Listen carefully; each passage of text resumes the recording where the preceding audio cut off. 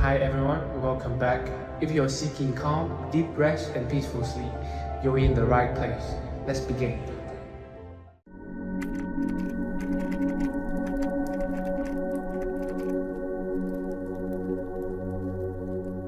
Welcome, friend, to another journey together. We're so glad to have you here. Tonight, you will uncover hidden teachings that have guided seekers for thousands of years toward the profound rest that comes from true understanding. If you'd like, feel free to share what time it is and where you are listening from.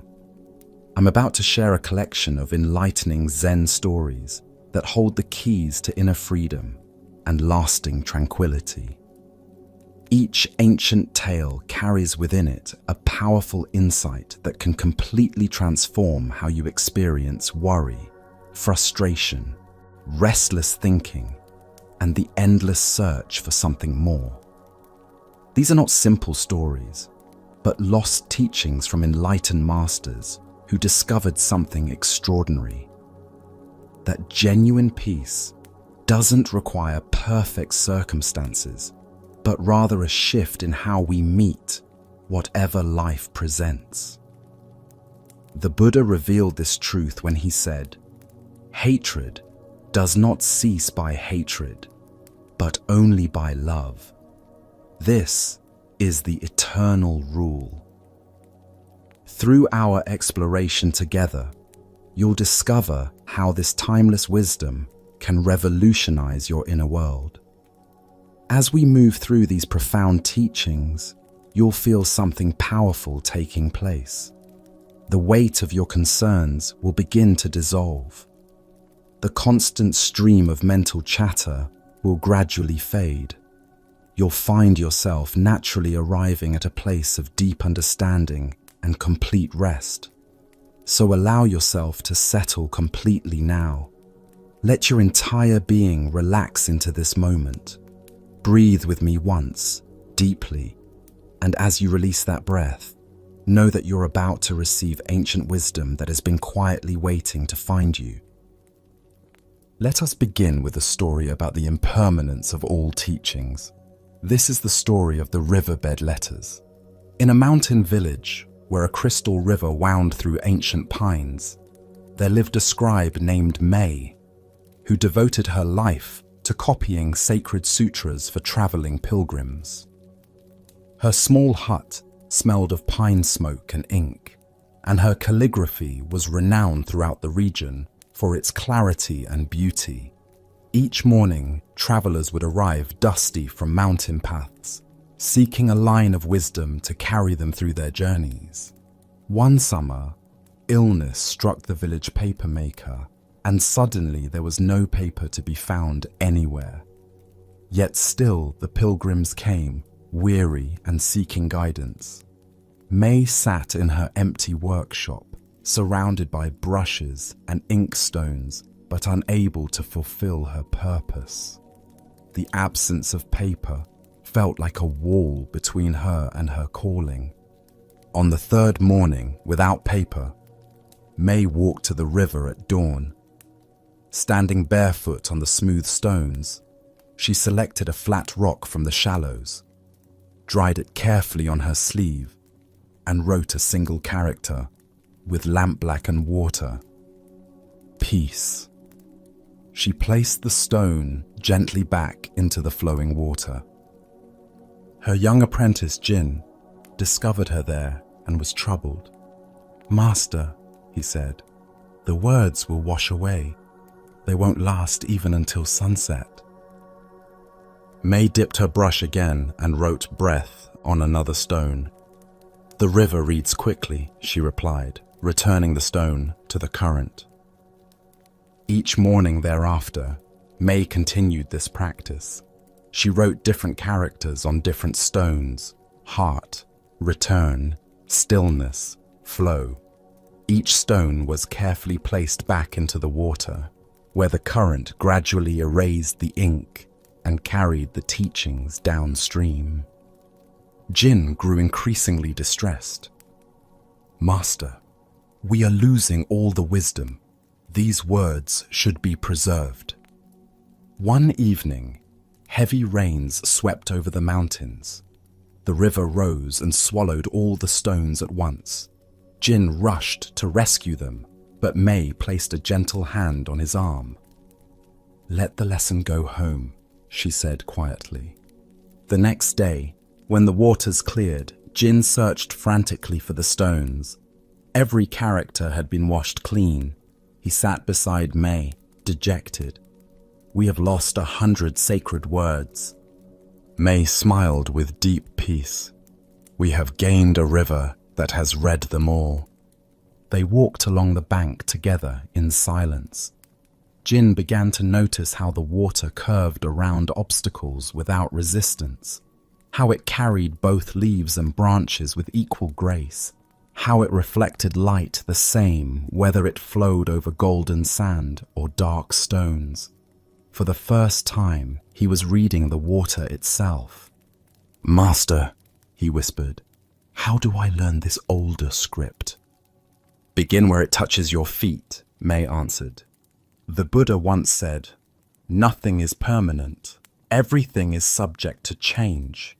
Being is always becoming.'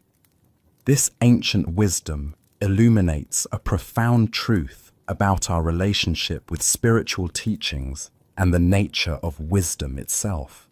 Why do we cling so desperately to preserving teachings in permanent forms? Buddhism reveals several layers to our attachment to permanence. First is our deep fear of loss, the ego's terror that without constant grasping and preserving, something essential will slip away. We imagine that wisdom exists only in the words themselves, rather than in our capacity to embody and live them. Second is our misunderstanding of how wisdom actually transmits. We believe that truth must be captured, stored, and accumulated like treasures in a vault. But authentic spiritual understanding cannot be hoarded. It lives only in the direct experience of each moment, like words written on water that serve their purpose and dissolve. Third is our confusion between the container and the content. The sutra is not the wisdom. It points toward wisdom. The stone is not the teaching. It carries the teaching temporarily. When we become attached to the forms, we miss the living essence they're meant to convey. Consider your own relationship with spiritual knowledge. How often do you collect teachings, books, quotes, and insights, believing that accumulating them will bring you closer to enlightenment? Notice the subtle anxiety that arises when you can't remember a particular teaching or when your notes get lost. This is the same attachment Jin felt watching the characters wash away. Zen Master Dogen taught, "To study the way is to study the self. To study the self is to forget the self." The river in May's story represents this principle perfectly. It reads each teaching completely, absorbs its essence, and lets the form dissolve. This is how we must approach spiritual practice, with total attention followed by complete release. The deeper teaching here shows us that the most profound wisdom cannot be preserved in external forms, because it lives in the dynamic flow of present moment awareness. Just as the river embodies fluidity, acceptance, and constant change, we too must learn to receive teachings fully and then let them flow through us, rather than crystallizing them into fixed concepts. When we truly understand a teaching, it becomes part of us like water absorbed by earth. We no longer need to grasp the words because we have become the wisdom they pointed toward. The apprentice Jin had to learn that wisdom is not about collecting and preserving insights, but about developing the capacity to read the world directly, to see the Dharma in every moment. Buddhist teacher Pema Chodron reminds us, The root of suffering is resisting the certainty that no matter what the circumstances, uncertainty is all we truly have. May's practice of writing on waterstones teaches us to find peace with this uncertainty, to trust that wisdom will arise fresh in each moment, rather than depending on our ability to store it. The Buddha taught, holding on to anger is like grasping a hot coal with the intent of throwing it at another. You are the one who gets burned. This same principle applies to our grasping of spiritual insights. When we try too hard to possess wisdom, we burn ourselves with the tension of attachment and miss the natural flow of understanding. Tonight, as you reflect on the teachings you've encountered today, can you hold them lightly, like May held her brush? Can you trust that the wisdom you need will arise naturally from your direct engagement with life, like reading the current with your own feet, rather than depending on words written by others? As the Buddha said, all formations are impermanent. Work out your salvation with diligence. The teachings will come and go like words on waterstones, but your awakened awareness can learn to read the eternal scripture written by life itself.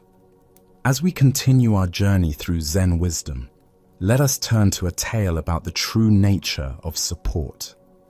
This is the story of the cloud pillow.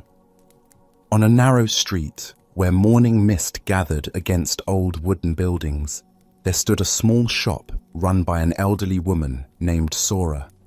Her pillows were renowned throughout the town for their remarkable quality of rest. People said that sleeping on one of Sora's pillows allowed dreams to complete themselves naturally, without the tangled urgency that plagued most modern sleep. One day, a successful merchant arrived at her shop, his face tight with stress and his hands clenched into perpetual fists. "I haven't slept properly in months," he complained. "I wake up every few hours with my jaw locked and my hands cramped. Your pillows are too soft. I need something firm, something that will hold me." Sora nodded thoughtfully and crafted him a pillow stuffed densely with buckwheat hulls. The merchant returned within days, still exhausted. "Firmer," he demanded. "I need more support." Sora created increasingly dense pillows until the final one felt like a brick wrapped in silk. The merchant took it home hopefully, but returned the next morning looking haggard.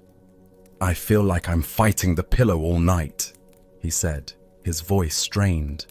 "It's not holding me, it's pushing back." That evening, Sora sat by her window as fog thickened into a soft wall of grey. She placed one of her own pillows on her lap, pressed her palms into it, then lifted them and watched the fabric slowly rise, as if breathing itself back to fullness. A child from the neighboring house wandered in, his chin sticky with juice from a plum. "Why do people buy pillows?" he asked, with the directness children possess. "To rest their heads," Sora replied simply. The child tilted his head thoughtfully. "But where does the head rest when there's no pillow?" Sora looked out at the evening mist, on the sky itself. The next morning, inspired by this innocent wisdom, Sora created something entirely different. She sewed together 2 layers of the softest cloth, added only a whisper of cotton, and created a small pocket filled with nothing but air. The seams were loose, offering gentle suggestion rather than rigid structure. On this pocket of emptiness, she embroidered a tiny cloud. When the merchant returned, he scoffed at the nearly weightless pillow. "This is empty. There's nothing here to support me." Sora met his eyes with gentle understanding. "Try returning your head to where it came from," she suggested. The merchant laughed dismissively, but took the pillow home. That night, having nothing firm to grip or fight against, his hands naturally opened. The pillow yielded completely, then met his head with just enough presence to remind him he was supported. For the first time in months, he felt the space beneath his skull and the weight of his breath settling through his jaw. His racing thoughts slowed, having nowhere to dig in and take hold. He slept deeply and woke refreshed. Returning to Sora's shop, his eyes were soft with wonder. "Your pillow feels blank," he said, "like it has no opinions about how I should rest." Sora nodded knowingly. It lets the night write its own story. Buddha's wisdom reminds us, peace comes from within. Do not seek it without. The heart of this lesson lies in understanding the difference between support that constrains and support that liberates. Why do we so often seek the wrong kind of support in our lives? Zen Buddhism reveals that our conditioning teaches us to equate strength with rigidity and security with control. We seek pillows that will force us into specific positions, rather than ones that allow us to find our natural rest. This same pattern appears throughout our spiritual and emotional lives. When we experience anxiety, we often try to construct elaborate mental supports, rigid belief systems, or controlling behaviors that we imagine will hold us steady. But like the merchant's brick pillow, these create tension rather than ease. Consider your own relationship with support. When you're emotionally upset, do you seek comfort that allows you to soften into your experience? Or do you grasp for distractions and rigid thinking that promise to keep you propped up? Notice how often we resist the spaciousness that would actually support us, mistaking emptiness for abandonment. The cloud pillow represents what Zen calls supportive emptiness. This is space that holds without grasping, presence that sustains without controlling. It's the quality of awareness that allows whatever arises to be exactly as it is, while providing a foundation of unconditional acceptance. Zen teacher Suzuki Roshi spoke of "don't know mind," the quality of consciousness that remains open and responsive rather than fixed in particular positions. The cloud pillow embodies this perfectly, offering support that adapts to whatever position we naturally take, rather than forcing us into predetermined shapes. In meditation practice, we learn to rest our attention in this same quality of supportive space. We don't try to eliminate thoughts or feelings, which would be like stuffing the pillow with stones. Instead, we provide a gentle, spacious awareness that allows everything to settle naturally. The child's question, "Where does the head rest when there's no pillow?" points toward a profound truth. Our deepest rest comes not from external supports, but from recognizing the vast space of awareness that is always present. This is what Sora meant by resting on the sky itself, the limitless openness that needs no manufactured support because it is support itself. Vietnamese Zen master Thich Nhat Hanh taught, "We have enough to be happy right here, right now." The merchant's tight fists represented his belief that happiness required grasping and controlling his experience. Only when he learned to open his hands could he receive the natural support that was always available. Buddhist psychology explains that our suffering often comes from what's called the second arrow, our resistance to our actual experience. The merchant's original tiredness was one thing. His tight grip on needing to control his sleep was the additional suffering he created. The cloud pillow taught him to receive his tiredness with gentleness rather than fight it with force. Tonight, as you prepare for rest, notice the quality of support you seek. Are you trying to force your mind into a particular state, or can you allow it to settle naturally into the spacious awareness that is always present? Can you rest your concerns on the vast sky of consciousness rather than the small, hard pillows of worry and control? As the Buddha taught, drop by drop is the water pot filled. Likewise, the wise one, gathering it little by little, fills oneself with good. True support accumulates gradually through our willingness to rest in openness rather than demanding immediate, rigid solutions. Let us now turn to a story about the wisdom of silence. This is the tale of the reed that would not sing.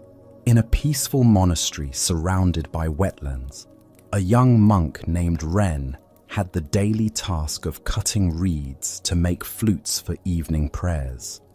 Each reed was carefully selected, numbered, and crafted with devotion. The monastery's chanting was enhanced by these simple instruments, their clear voices rising with the incense toward the wooden rafters. Ren took pride in his work. The first 13 reeds he prepared sang beautifully, each one contributing its voice to the sacred music. But the 14th reed proved stubborn. No matter how carefully Ren shaped it, adjusted the finger holes, or thinned the walls, reed 14 refused to produce any recognizable note. It hissed, squeaked, and wheezed, then settled into complete silence. Frustrated, Ren prepared to discard the useless reed, but an elderly nun named Etsu, who had been sweeping nearby, quietly gathered it up. "Not every reed is meant to speak in the same way," she observed gently. "But all reeds should sing when breath passes through them," Ren protested. "That's their purpose." Etsu handed the silent reed back to him. "Perhaps this one has a different teaching to offer. Try listening when the wind asks rather than when you demand." That evening, Ren sat by the marsh with reed 14, watching dragonflies stitch patterns in the air above the water. As twilight deepened, a breeze moved across the wetlands, causing the living reeds to whisper and sway. Ren held the silent flute to his ear instead of his lips. At first he heard nothing, then gradually became aware of the small sound of his own blood moving through his veins. A frog plucked a single note from the shore. Water lapped against the muddy bank with quiet rhythm. His breathing slowed until it matched the gentle pulse of the marsh itself. When the bell called monks to evening prayer, Ren brought reed 14 with him. As the other flutes began their familiar melodies, Ren did not blow into his instrument. Instead, he held it to his ear and listened deeply to the music being created around him. He heard the soft settling of sandals on wooden floors, the whisper of robes, someone's quiet stomach, and the spaces between each sung syllable.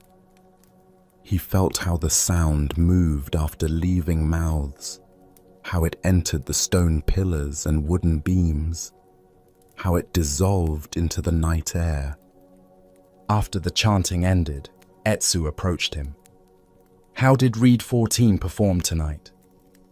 "It taught me the rest of the music," Ren answered with newfound understanding. From that day forward, Ren carried the silent reed everywhere.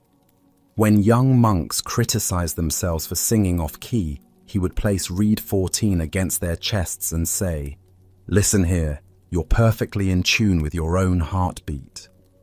When strong winds made playing difficult, instead of forcing the flutes to compete, he would listen to how the wind composed its own music through roof tiles and pine branches.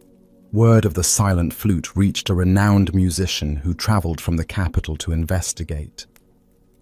"Let me hear this instrument that has no voice," she requested. She held reed 14 to her ear and closed her eyes in concentration. After several minutes, she smiled with recognition. "It's a perfect teacher. It doesn't flatter you with echoes of your own breath." As the Buddha observed, better than 1,000 hollow words is one word that brings peace. What emerges from this story is the profound difference between noise and communication, between speaking and truly listening. Why do we struggle so deeply with silence? Buddhist psychology reveals that our minds are conditioned to equate value with output, productivity with sound. We live in a world that rewards constant speech, endless commentary, and the ability to fill every space with words or music. Silence makes us uncomfortable because it offers no distraction from direct encounter with reality. Our resistance to silence stems from several sources. First is our fear of emptiness, the ego's terror of spaces that cannot be controlled or filled with familiar content. We mistake silence for absence rather than recognizing it as the pregnant fullness from which all sound arises. Second is our addiction to self-expression. We believe our worth comes from what we contribute vocally to the world, failing to recognize the profound contribution of deep listening. Like Ren trying to force reed 14 to sing, we push ourselves to perform rather than discovering what wants to emerge naturally. Third is our inability to perceive subtlety. Our attention has become so coarse that we can only notice dramatic sounds while missing the symphony of small voices that speak constantly beneath the surface of our awareness. Consider your own relationship with silence. When was the last time you sat quietly without any agenda to produce thoughts, insights, or solutions? Notice how quickly the mind rushes to fill empty spaces with commentary, planning, or entertainment. This is the same impulse that made Ren want to discard the silent reed. Reed 14 represents what Zen calls original silence, the spacious awareness that exists before and after all words. This is not the silence of suppression or emptiness, but the full, pregnant silence that contains infinite possibility. It's the silence between heartbeats that allows the heart to function, the pause between breaths that makes breathing possible. Zen master Huang Po taught, "The foolish reject what they see, not what they think. The wise reject what they think, not what they see." Reed 14 appeared broken to Ren's thinking mind but revealed profound wisdom to his listening heart. Sometimes our greatest teachers come disguised as failures or inadequacies. In meditation practice, we learn to value the silent reed of awareness that simply listens without needing to comment, judge, or produce insights. This quality of receptive attention allows us to hear what's actually happening rather than what we think should be happening.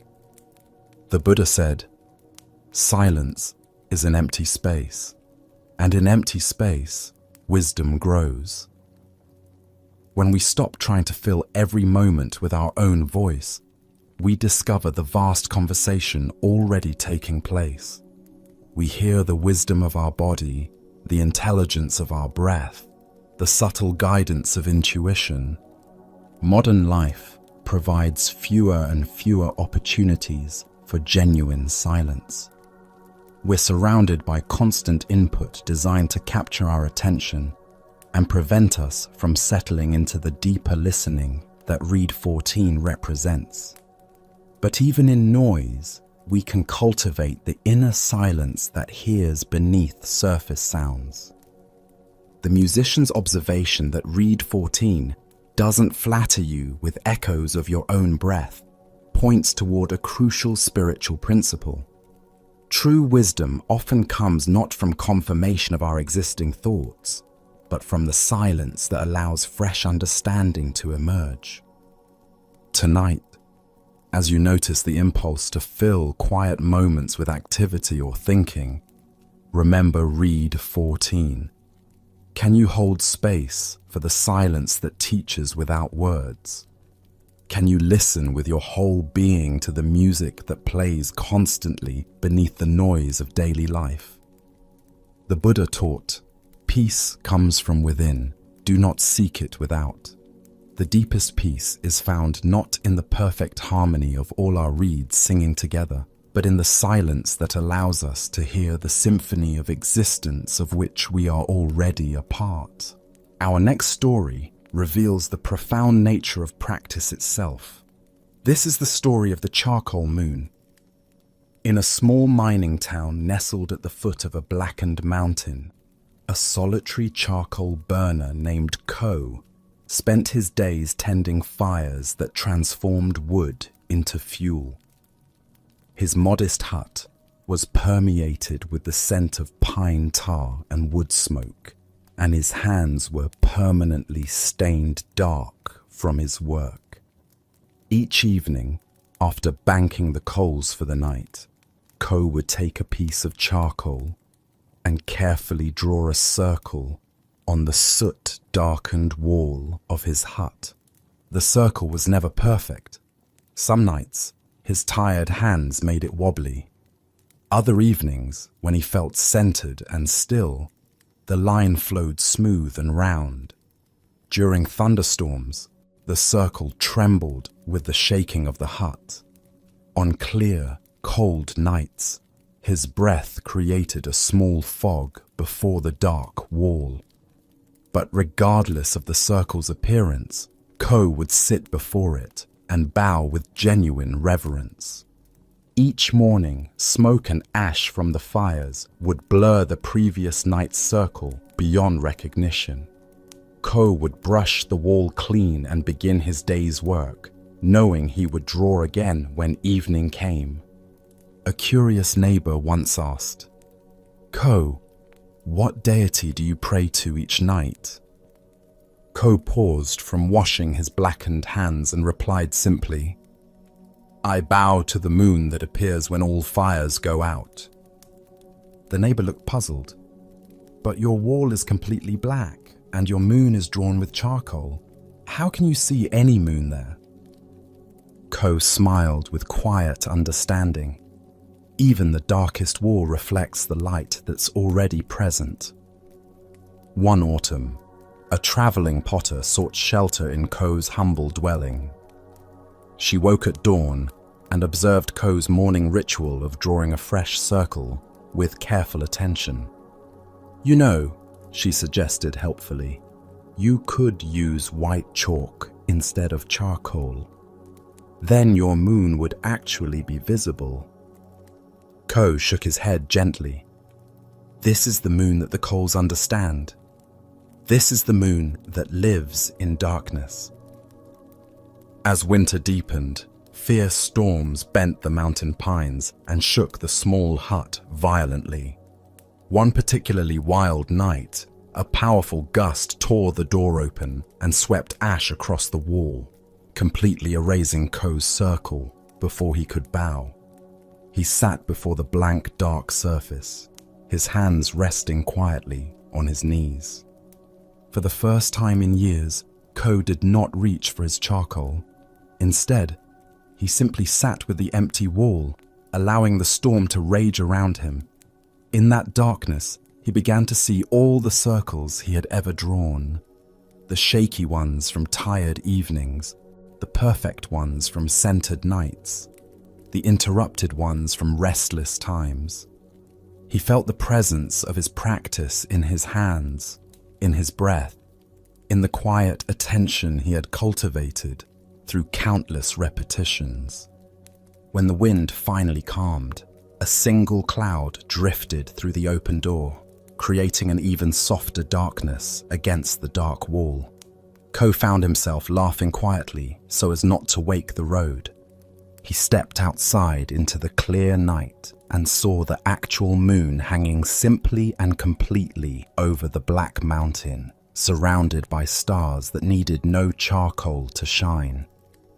Returning to his hut, Ko sat before the unmarked wall and bowed just as deeply as he had to all his drawn circles. The potter opened one sleepy eye and asked, "No moon tonight?" "All moon," Ko replied peacefully. The Buddha taught, "What we think, we become. What we feel, we attract. What we imagine, we create." This ancient wisdom illuminates the profound truth about spiritual practice and the nature of devotion itself. Why do we become so attached to the forms of our practice? Buddhist understanding reveals that our minds naturally create rituals and repetitive actions as anchors for attention and intention. These forms serve a crucial purpose, like Ko's nightly circle drawing. They provide structure for cultivating presence and reverence. However, we often mistake the container for the content, believing that the external action itself produces spiritual benefit. Ko's charcoal circle was never the point. It was simply a vehicle for bringing his complete attention to the present moment. The circle focused his awareness, but the awareness itself was what transformed him. Consider your own spiritual practices. Do you have morning routines, evening prayers, meditation schedules, or other regular observances? Notice how attached you become to performing these correctly or consistently. Watch what happens when circumstances prevent you from completing your usual forms. Do you feel you've missed something essential? Or can you recognize that the quality of attention you bring is more important than the specific actions? The deeper teaching here shows us that authentic practice eventually liberates us from dependence on external forms.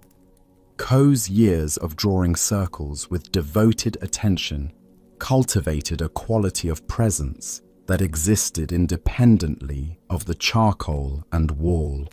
When the storm erased his circle, he discovered that his capacity for reverence had become internalized. Zen master Dogen wrote, "Practice and enlightenment are one."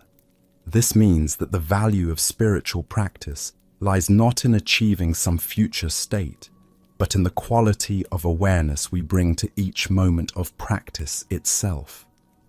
Ko's bowing to the charcoal moon was not preparation for eventually seeing a real moon. It was complete spiritual activity in itself. The storm that erased Ko's circle represents the inevitable moments in life when our familiar structures are disrupted. Illness, loss, travel, or major life changes can interrupt our regular practices. These disruptions become opportunities to discover whether we've been practicing with attachment to form or with genuine understanding. Buddhist teacher Pema Chodron reminds us, the spiritual journey is not about getting somewhere else, but about being where you are and understanding what that means. Ko's charcoal moon taught him to find the sacred in his actual circumstances, rather than waiting for ideal conditions. The contrast between Ko's charcoal moon and the real moon in the sky points toward a profound principle. We often dismiss our imperfect, humble practices while imagining that authentic spirituality exists somewhere else, in more dramatic or sophisticated forms. But Ko understood that his blackened wall reflected the same light as the sky above. This story also reveals the evolution of practice over time. Beginning practitioners often need clear, concrete forms to anchor their attention. Ko needed to physically draw circles and bow to them. but mature practice becomes more fluid and internal. Eventually, Ko could bow to emptiness itself, recognizing the sacred in the absence of form.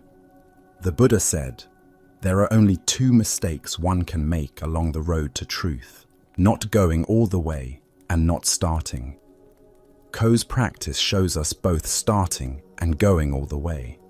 He started with simple, humble materials and devoted himself completely to the practice.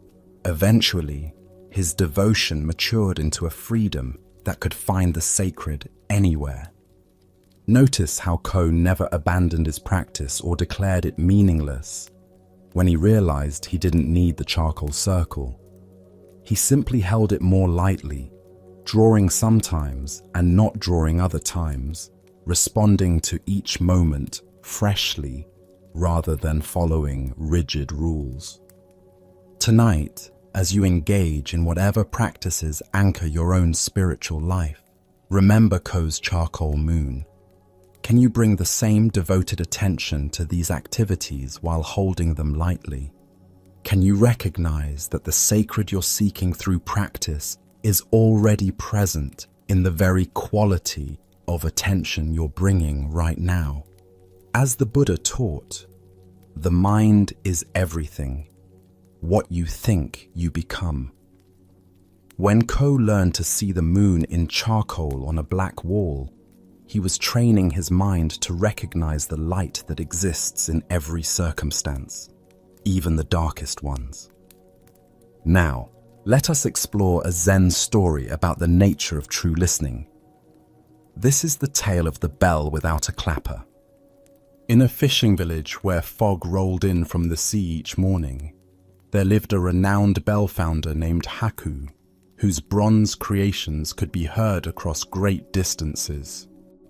For generations, his bells had marked the hours for sailors, called children home for dinner, and announced festivals and ceremonies. The clear, resonant notes of Haku's bells were woven into the very fabric of village life. One spring, after a particularly fierce storm had damaged his workshop and washed his bell molds into the sea, Haku made a surprising announcement. He would forge one final bell, but this bell would have no clapper. The village mayor arrived at Haku's workshop, concerned. "Master Haku, how can a bell serve the village if it cannot ring? What use is a silent bell?" Haku paused from polishing a piece of bronze and tapped gently on his teacup with a wooden spoon. "Listen," he said. "Everything in this world can serve as a striker. Perhaps we have forgotten how to hear." Working only by moonlight when the ocean's rhythm was most apparent, Haku carefully crafted his final bell. Into the bronze, he mixed sand gathered from that liminal space where waves neither advance nor retreat, where the sea pauses in perfect balance. When the bell had cooled, Haku refused the mayor's suggestion to hang it in the traditional tower. Instead, he placed it on a smooth stone at the harbor's edge, at just the right height for people to approach and touch. Word spread quickly through the village. People came to see Haku's strange creation. A fishmonger, tired from the morning market, leaned her hip against the bell while counting her coins. Children pressed their ears to its bronze surface, listening for the sound of distant wails. An old monk placed his palm flat against the metal, then slowly lifted it, feeling how the bronze held his warmth for several heartbeats before releasing it to the cool morning air. Days passed without a single audible note. The mayor grew increasingly frustrated. "Master Haku, a bell that makes no sound is nothing more than an expensive pot with a wide mouth. The people are beginning to talk." Haku gestured toward the rhythmic waves. "Perhaps they should listen with their whole bodies instead of just their ears." That evening, a fog so soft it seemed to have no edges rolled in from the sea. Fishing boats found their way by following the gentle lights of buoys and the lighthouse beacon. One young fisherman, carrying a lantern and walking carefully along the harbour, stopped when he encountered the silent bell. Setting down his lantern, he placed both palms against the bronze surface. The bell hummed, not in his ears, but in the bones of his wrists and forearms. The bronze seemed to breathe with the ocean's pulse, drinking in the night air and returning it as a subtle vibration that resonated through his entire body. He stood there for several minutes, feeling connected to something vast and steady beneath the fog. Word of this discovery spread through the village like ripples on water. The bell rings in the body, people whispered. Couples began meeting there, leaning against the bronze together until their hearts found a common rhythm. Sailors returning from rough voyages would place their foreheads against the bell's surface, allowing the tremor of the waves to ease the tension from their jaws and shoulders. Even the skeptical mayor found himself drawn to the bell one lonely morning. Leaning his back against its curved surface, he felt it respond to his deep sigh with a gentle vibration that seemed to acknowledge and accept his weariness. A traveling merchant, curious about this unusual attraction, asked Haku directly, "Master, why did you remove the clapper from your final bell?" Haku smiled with the wisdom of years spent listening to metal sing. The bell was always ringing. The clapper only argued with its true voice. As the Buddha understood, peace cannot be kept by force. It can only be achieved by understanding.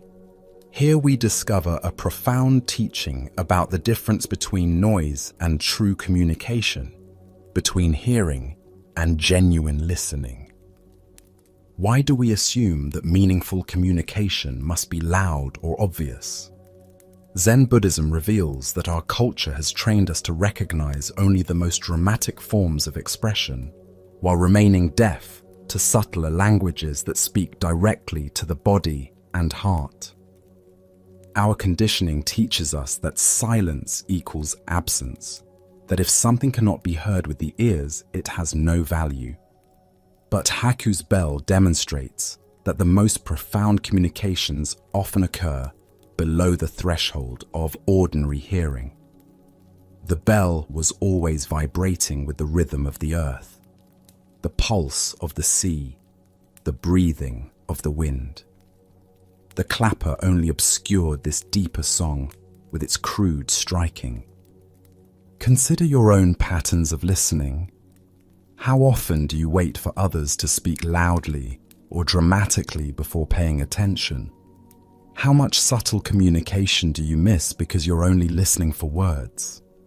Notice the difference between hearing someone's voice and feeling their presence, between understanding their words and sensing their heart.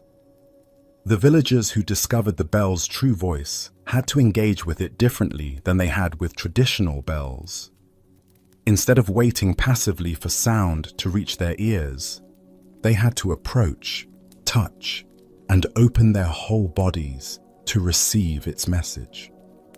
This represents a fundamental shift from passive consumption to active participation in communication. Buddhist teacher Thich Nhat Hanh speaks of deep listening, the practice of receiving others with our entire being rather than just our analytical minds. The bell without a clapper teaches this same skill. When we listen with our bodies, our hearts, our complete attention, we hear communications that remain invisible to our thinking minds. The bell's placement at the harbor's edge, where sea meets land, symbolizes the liminal space where true listening occurs. It's the threshold between our ordinary consciousness and deeper ways of knowing. Standing in this space requires us to slow down, become present, and allow ourselves to be touched by subtler forms of communication. Modern life provides few opportunities for this kind of listening. We're surrounded by devices that communicate through dramatic signals designed to capture our attention immediately. We lose our capacity to perceive gentle communications, the way our bodies speak to us, the way nature offers guidance, the way other people's presence affects us beneath the level of words. The fog that rolled in the evening when the young fisherman first heard the bell represents the conditions that support deep listening. When our usual reference points become obscured, when we can't rely on familiar visual cues or mental maps, we naturally become more receptive to subtle guidance. Zen practice cultivates this receptivity through meditation, where we learn to listen to the silence between thoughts, the space between breaths, the stillness that underlies all movement. This is the same quality of attention that allowed the villagers to hear Haku's bell. The Buddha taught, silence is not empty, it is full of answers. The bell without a clapper embodies this truth perfectly. Its silence contained infinite communication for those who knew how to receive it.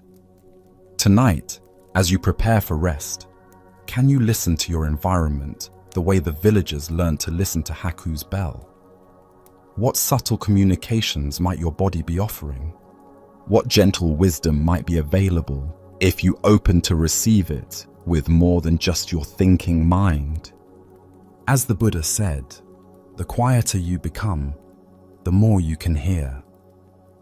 In learning to listen with our whole being, we discover that the world is constantly offering guidance, comfort, and connection through languages more intimate than words. As we continue our journey through the wisdom of Zen Buddhism, we encounter a teaching about how our relationship to outcomes affects our natural capabilities. This is the story of an archer whose skill fluctuated with his desires. In the rolling hills outside a prosperous town, an annual archery competition draws skilled bowmen from across the region. Among them stands a particular archer whose technique has been refined through years of dedicated practice. His form is flawless, his concentration steady, and his accuracy remarkable when he practices alone in the quiet forest. The first contest begins with a modest prize, a simple crate of earthenware pottery. The archer approaches the shooting line with relaxed confidence. The pottery is useful, certainly, but nothing that significantly changes his circumstances. He already owns adequate vessels for his daily needs, and while winning would be pleasant, losing would not disturb his peace. Drawing his bow with fluid grace, he settles into the familiar stance that has become second nature through countless hours of practice. His breathing steadies, his vision narrows to the target, and his release is smooth and natural. Arrow after arrow finds its mark with precision that impresses the gathered spectators. His performance is effortless, almost meditative in its consistency. When the competition organizers announce that the second round will offer a copper ornament of considerable beauty and value, something subtle shifts in the archer's being. This prize represents more than utility. It carries aesthetic worth and social status. Winning would bring not just possession, but recognition of his superior skill. As he draws his bow for the second round, his hands develop a slight tremor that wasn't present before. His breathing becomes slightly forced, rather than naturally rhythmic. The target seems somehow different, more important, more demanding of perfect accuracy. While his shooting remains quite good, the effortless precision of the first round has evaporated. Several arrows land wide of their intended mark, though still within the competitive range. When the final round is announced with a prize of pure gold, the archer's transformation becomes complete. The precious metal represents not just wealth, but life-changing opportunity. This prize could alter his family's circumstances, provide security for years to come, and establish his reputation as a master archer. The stakes have become enormous. Standing at the shooting line, the archer finds his vision strangely affected. He squints and blinks, unable to focus clearly on the target. His draw feels awkward, his stance uncertain. The bow that had felt like an extension of his body now seems foreign and uncooperative. Arrow after arrow flies wide of the mark, some missing the target entirely. His legendary skill has abandoned him precisely when he needs it most. Buddha's wisdom reminds us, attachment is the root of suffering. This ancient wisdom illuminates how our grasping at outcomes can sabotage the very abilities we hope will secure those outcomes. Why does increased importance often lead to decreased performance? Buddhist psychology reveals that when we become overly invested in results, our attention splits between the process and the prize. Instead of being present with the immediate requirements of our activity, we project forward into imagined futures of success or failure. The archer's declining performance demonstrates what happens when wanting mind replaces just doing mind.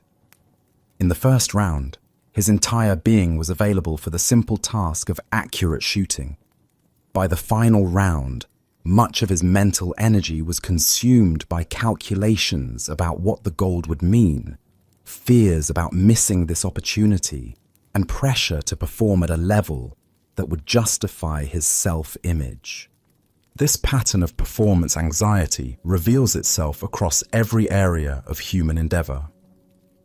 The job interview we desperately need goes worse than the casual conversation with someone we're not trying to impress. The sport we play beautifully in practice becomes clumsy during important competitions.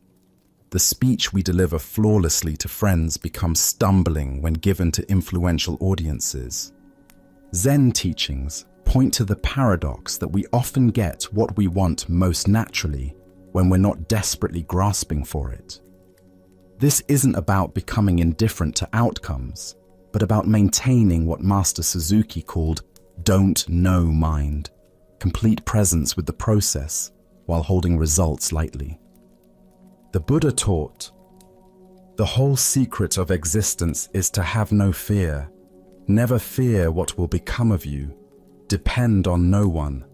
Only the moment you reject all help are you freed."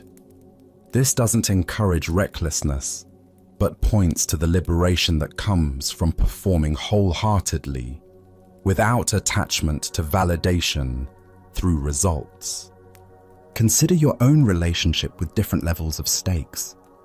Perhaps you've noticed that conversations flow easily with strangers, but become stilted around people whose opinions matter to you.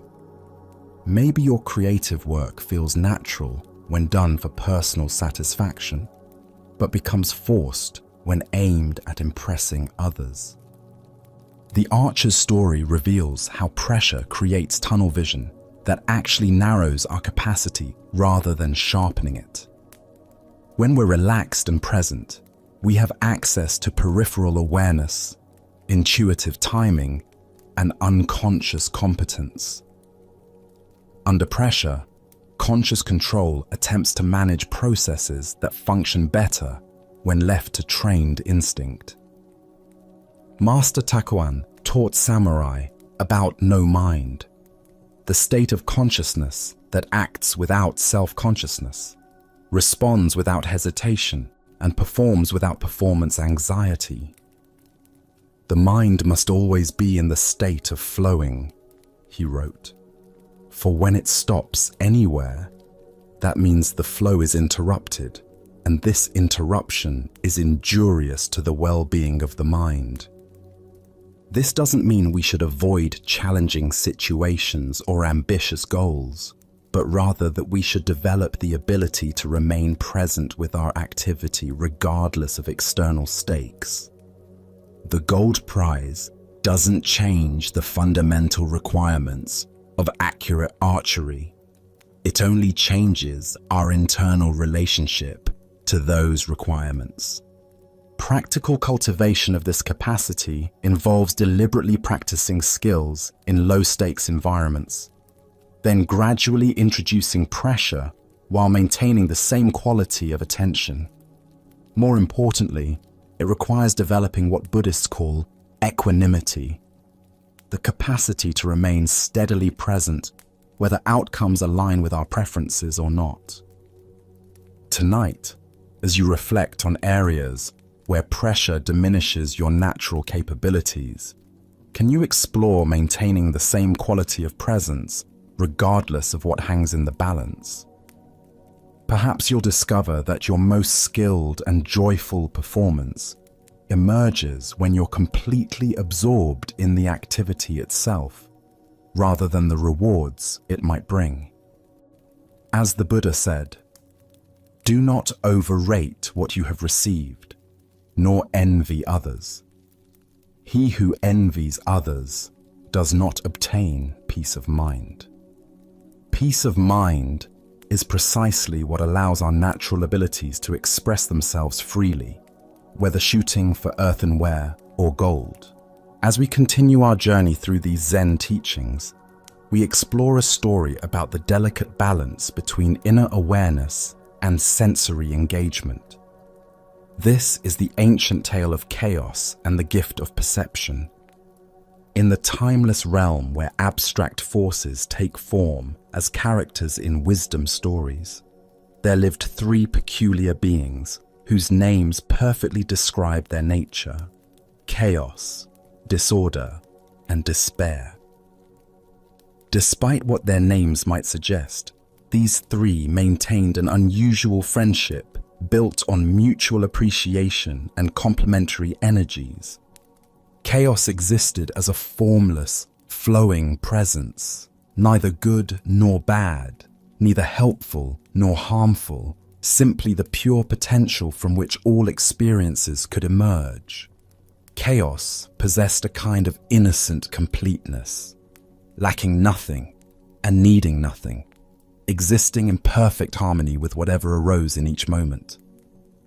Disorder and despair, despite their seemingly negative appellations, lived joyfully within chaos's realm. They found endless entertainment and satisfaction in their relationship with this primal force. Days passed in delightful companionship as they explored the infinite possibilities that chaos's nature made available. One day, as often happens in deep friendships, disorder and despair began reflecting on their relationship with their beloved companion. "You know," disorder mused thoughtfully, "chaos takes such wonderful care of us. We're always comfortable here, always entertained, always provided for. Perhaps we should offer something in return." Despair nodded enthusiastically. "Yes, but what could we possibly give to someone who already has everything? Chaos seems complete and lacking nothing. What gift could improve upon such perfection?"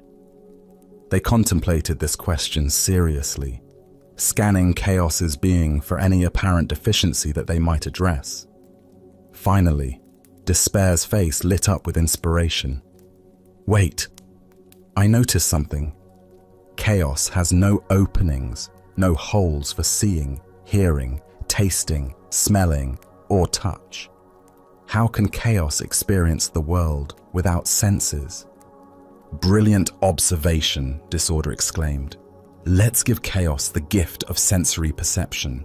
We'll create openings that will allow direct contact with all the wonderful phenomena that exist, but currently go unnoticed." With tremendous enthusiasm and affection, they began their project. Day by day, they carefully created openings in chaos's being. They formed eyes for seeing colors and forms. They carved ears for hearing sounds and music. They shaped a nose for detecting fragrances and odors. They formed a mouth for experiencing tastes and flavors. They created skin with sensitivity to texture and temperature. Each new opening seemed to bring chaos greater capacity for interaction with the previously inaccessible world of sensory experience. Disorder and despair worked with love and dedication, convinced they were offering their friend an invaluable enhancement. On the 6th day of their creative endeavor, something unexpected occurred. As they completed the final sensory opening, chaos began to change in ways they hadn't anticipated. The formless, flowing presence that had been so complete and serene started fragmenting into different experiences and responses. Where once there had been undifferentiated awareness, now there were separate channels of perception, each demanding attention and creating preferences. By the 7th day, chaos as they had known him was gone. The unified presence had become a complex being subject to sensory overload, conflicting desires, and the constant chatter of mental activity responding to endless streams of information. What disorder and despair had intended as gifts had become sources of distraction and fragmentation. Their friend had gained the ability to see, hear, taste, smell, and touch, but had lost the profound peace and completeness that had characterized his original nature. The very openings meant to enrich his experience had created the conditions for what humans call suffering, preference and aversion, desire and fear, the constant mental commentary that accompanies sensory engagement. The Buddha taught, pain is inevitable, suffering is optional. What emerges from this story is the recognition that consciousness itself remains untouched by experience, while our identification with sensory phenomena creates the very chaos we seek to escape. Why does increased sensory awareness often seem to complicate rather than enrich our experience of life? Buddhist psychology explains that consciousness in its natural state exists as open, undifferentiated awareness, similar to the story's original chaos. When this awareness becomes focused through the holes of sensory perception, it creates the illusion of being a separate self encountering an external world. The tale reveals that sensory perception itself isn't problematic, but our relationship to sensory experience often creates unnecessary complications. When we identify completely with what we see, hear, taste, smell, and touch, we lose contact with the awareness that remains constant beneath all changing phenomena. This ancient wisdom points toward what contemplative traditions call pure consciousness, awareness before it becomes entangled with the objects of its attention. This isn't unconsciousness, but rather consciousness that knows itself as the space within which all experience appears and disappears. The story's tragic irony lies in how gifts intended to enhance experience actually created limitations. Similarly, our sophisticated sensory engagement with modern life, constant visual stimulation, endless audio input, complex flavors and fragrances, intricate textures and temperatures, can overwhelm our capacity for simple presence. Buddhist meditation practices often involve temporarily reducing sensory input in order to rediscover the stillness that exists beneath sensory activity. This isn't about rejecting the world of the senses, but about developing the capacity to engage them without losing contact with our essential nature. The Buddha said, "The wise find pleasure in the truth." The deepest truth this story reveals is that what we seek through sensory experience, peace, fulfillment, connection, already exists in the awareness that perceives all sensations. We don't need to acquire these qualities through external means.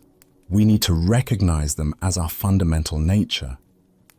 Consider how your own relationship to sensory experience might sometimes create the very restlessness it promises to resolve. Perhaps constant visual entertainment prevents the recognition of natural contentment. Maybe continuous audio input covers the profound silence from which all sounds emerge. Possibly complex flavors distract from the simple satisfaction of nourishment itself. Zen practice cultivates what might be called sensory mindfulness, full engagement with seeing, hearing, tasting, smelling, and touching, while maintaining awareness of the consciousness that makes all perception possible. This allows us to enjoy the gifts of embodied existence without being enslaved by sensory desires. The story suggests that chaos, in its original sense, isn't confusion or dysfunction, but the fertile emptiness from which all possibilities emerge. This connects to the Taoist concept of Wu Wei, action that arises naturally from stillness rather than forced effort driven by sensory preferences. Advanced practitioners speak of returning to original mind, not by rejecting sensory experience, but by recognizing the awareness that remains unchanged whether senses are engaged or quiet. This awareness is like space itself, which contains all phenomena without being altered by anything that appears within it. The holes created by disorder and despair represent how attention becomes focused and therefore limited.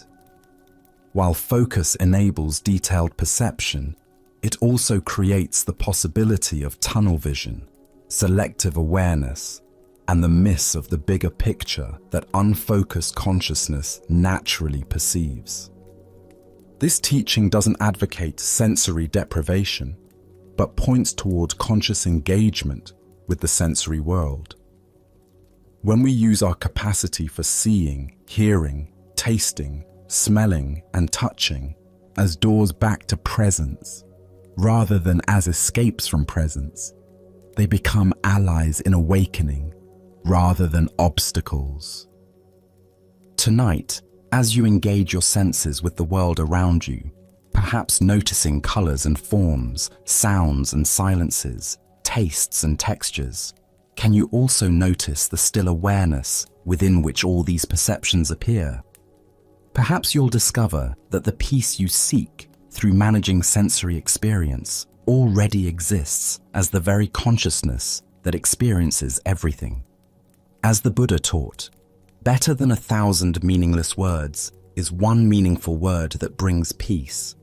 Sometimes that word is simply the recognition of who is aware of all words, all sensations, all experiences, the changeless awareness that you have always been.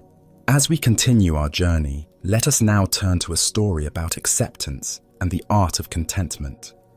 This is the shepherd's wisdom. Along a dusty mountain road where wildflowers dotted the hillsides, a weary traveler encountered a shepherd tending his flock. The morning sun climbed steadily higher, and clouds gathered on the horizon, creating an uncertain sky that could promise either gentle rain or scorching heat.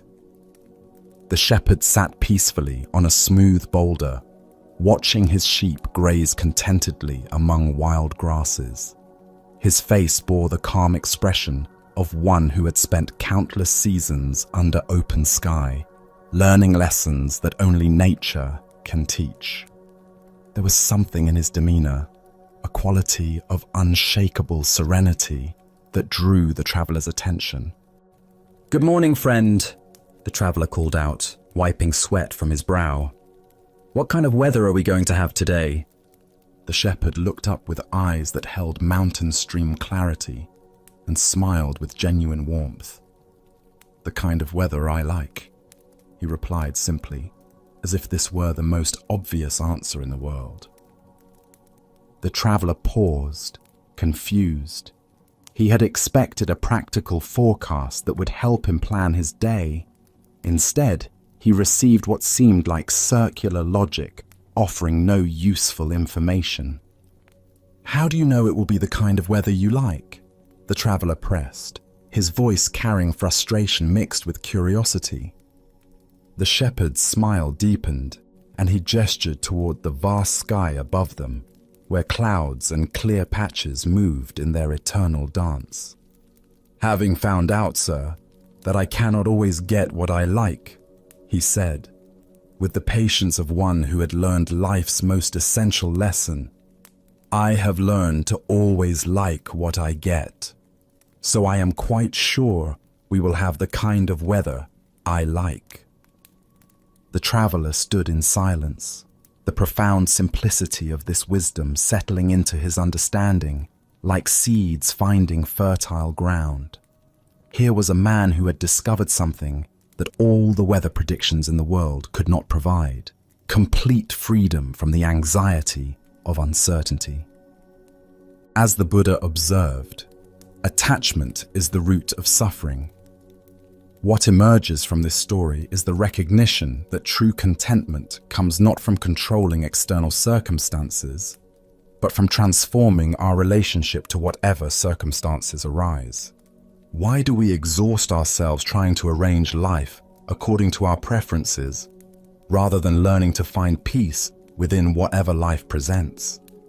The shepherd represents what Zen calls great acceptance, not passive resignation, but the profound wisdom that recognizes resistance to reality as the primary source of suffering.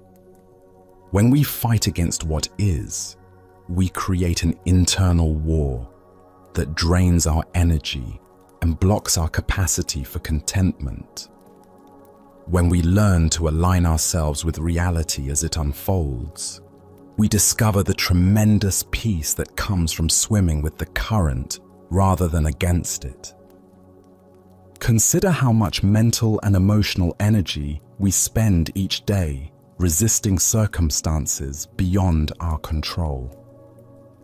Traffic jams, weather that doesn't match our plans, people who don't behave as we think they should. Each resistance creates a small contraction in our awareness, a tiny rebellion against reality that accumulates into chronic dissatisfaction.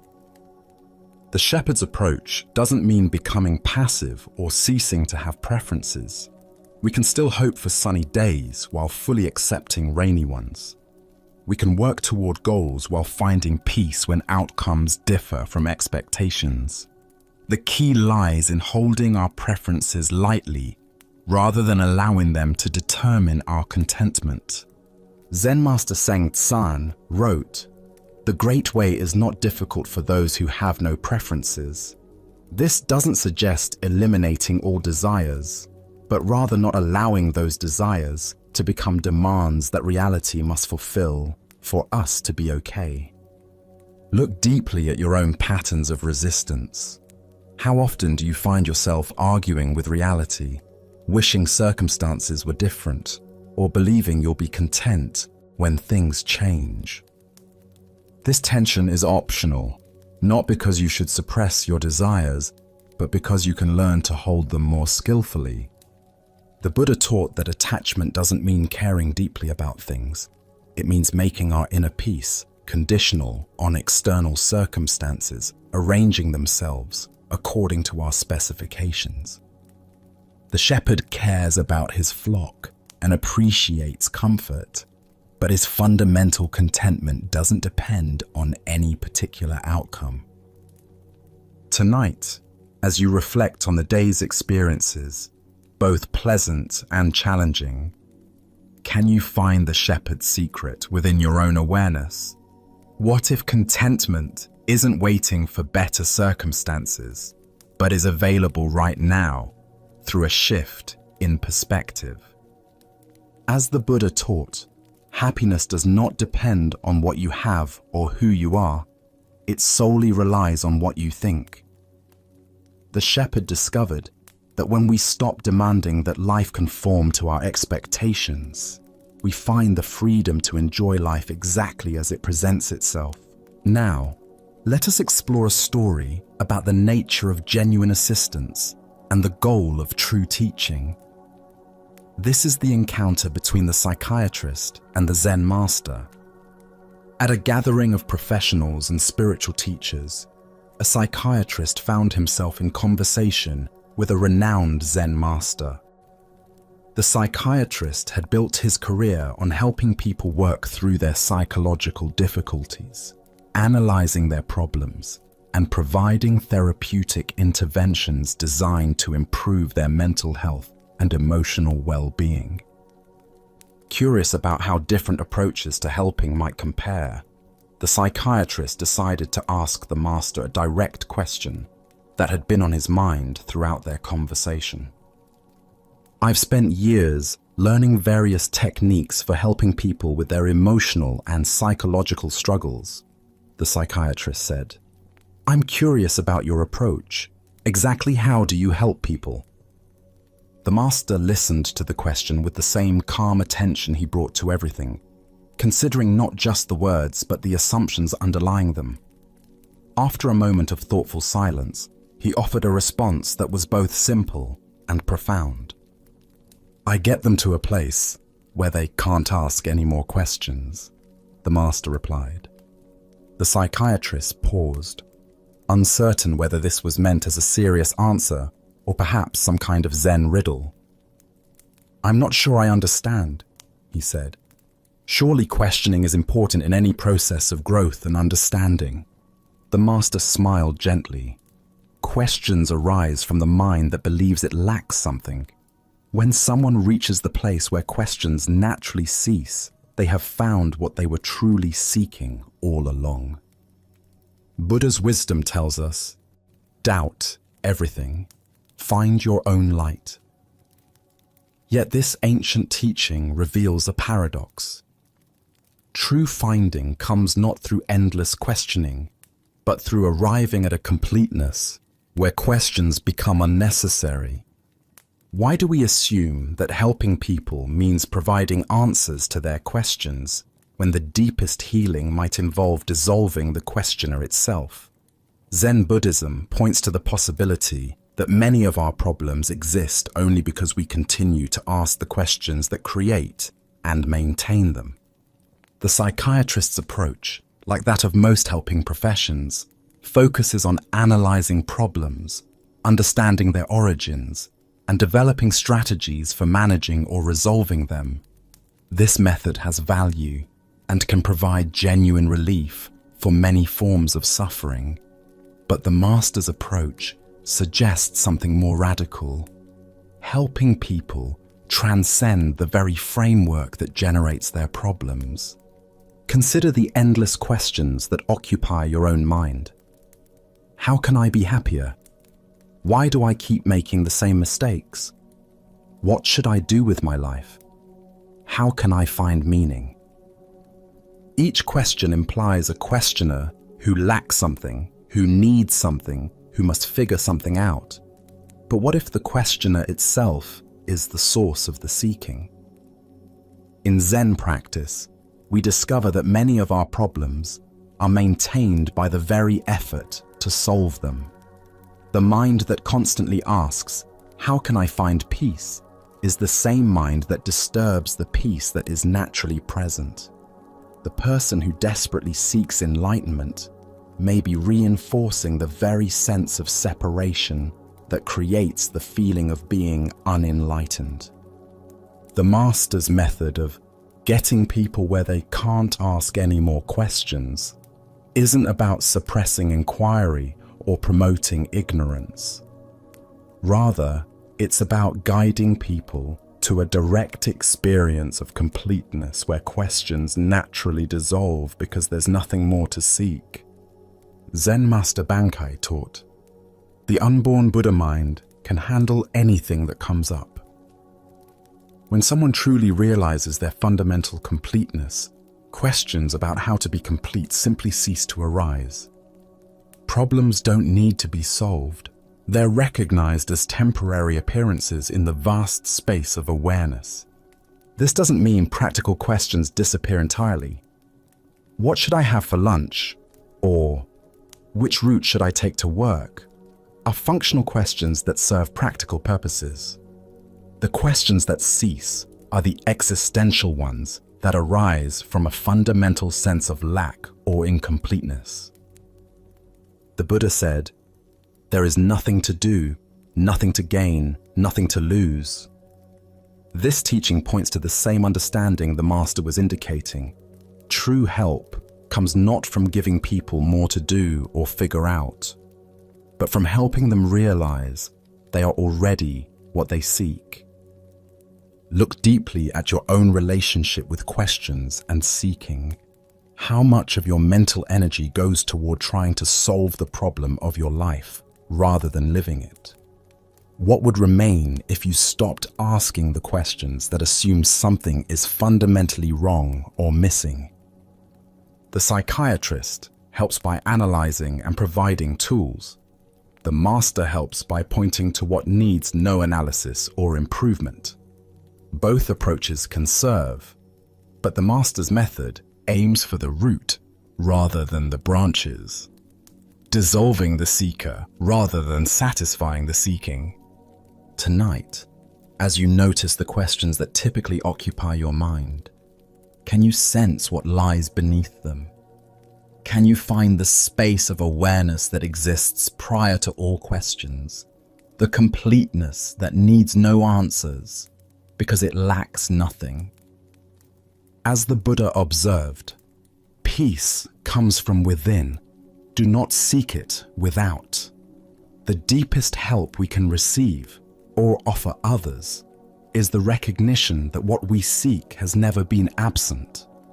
Questions cease, not because they've been answered, but because the one who was asking them discovers there was never actually anything to ask about. Now, let us explore a Zen story about the way of true victory through the wisdom of avoiding conflict altogether. This is winning without trying. A legendary warrior named Tsukahara Bokuden had founded an unusual school of martial arts with a paradoxical name, the way of winning without trying, also known as the way of not losing. His reputation for both martial skill and spiritual wisdom had spread throughout Japan, though few understood the deeper principles behind his unconventional approach. During a journey to eastern Japan, Bokuden found himself aboard a small ferry crossing a wide bay. The boat carried 5 other passengers, and the crossing began peacefully, with everyone sitting quietly, enjoying the gentle motion of the vessel and the beauty of the water. However, one passenger, a large and muscular man, soon began disturbing the tranquil atmosphere. Speaking in an increasingly loud voice, he bragged endlessly about his supposed martial prowess, boasting of opponents he had defeated and techniques he had mastered. His voice grew louder with each story, and his gestures became more animated as he described his various victories. At first, Bokuden simply closed his eyes and tried to rest, paying no attention to the man's boastful display. But as the bragging continued and grew more obnoxious, other passengers began shifting uncomfortably, and the peaceful mood of the journey was completely destroyed. Finally, Bokuden opened his eyes and turned toward the loud man. "Well," he said with gentle curiosity, "we've certainly heard many impressive stories from you. What puzzles me, though, are these elaborate tales about martial arts mastery. I myself have practiced martial arts since childhood, training according to all the traditional forms, but I have never focused on trying to beat anyone. All I have ever worked on is how to avoid losing to anyone." The brash man's eyes lit up with interest. "What school of martial arts do you follow?" he demanded. "The way of winning without trying," Bokuden replied calmly. "Or you might call it the way of not losing." This answer seemed to irritate the braggart. "If you claim to win without trying, then why are you carrying swords?" he challenged, pointing to the weapons at Bokuden's side. Bokuden smiled. "These two swords represent mind communicating with mind. They serve to break the point of conceit and cut off the sprouts of wrong thinking." Hearing this philosophical response, the ruffian's anger flared.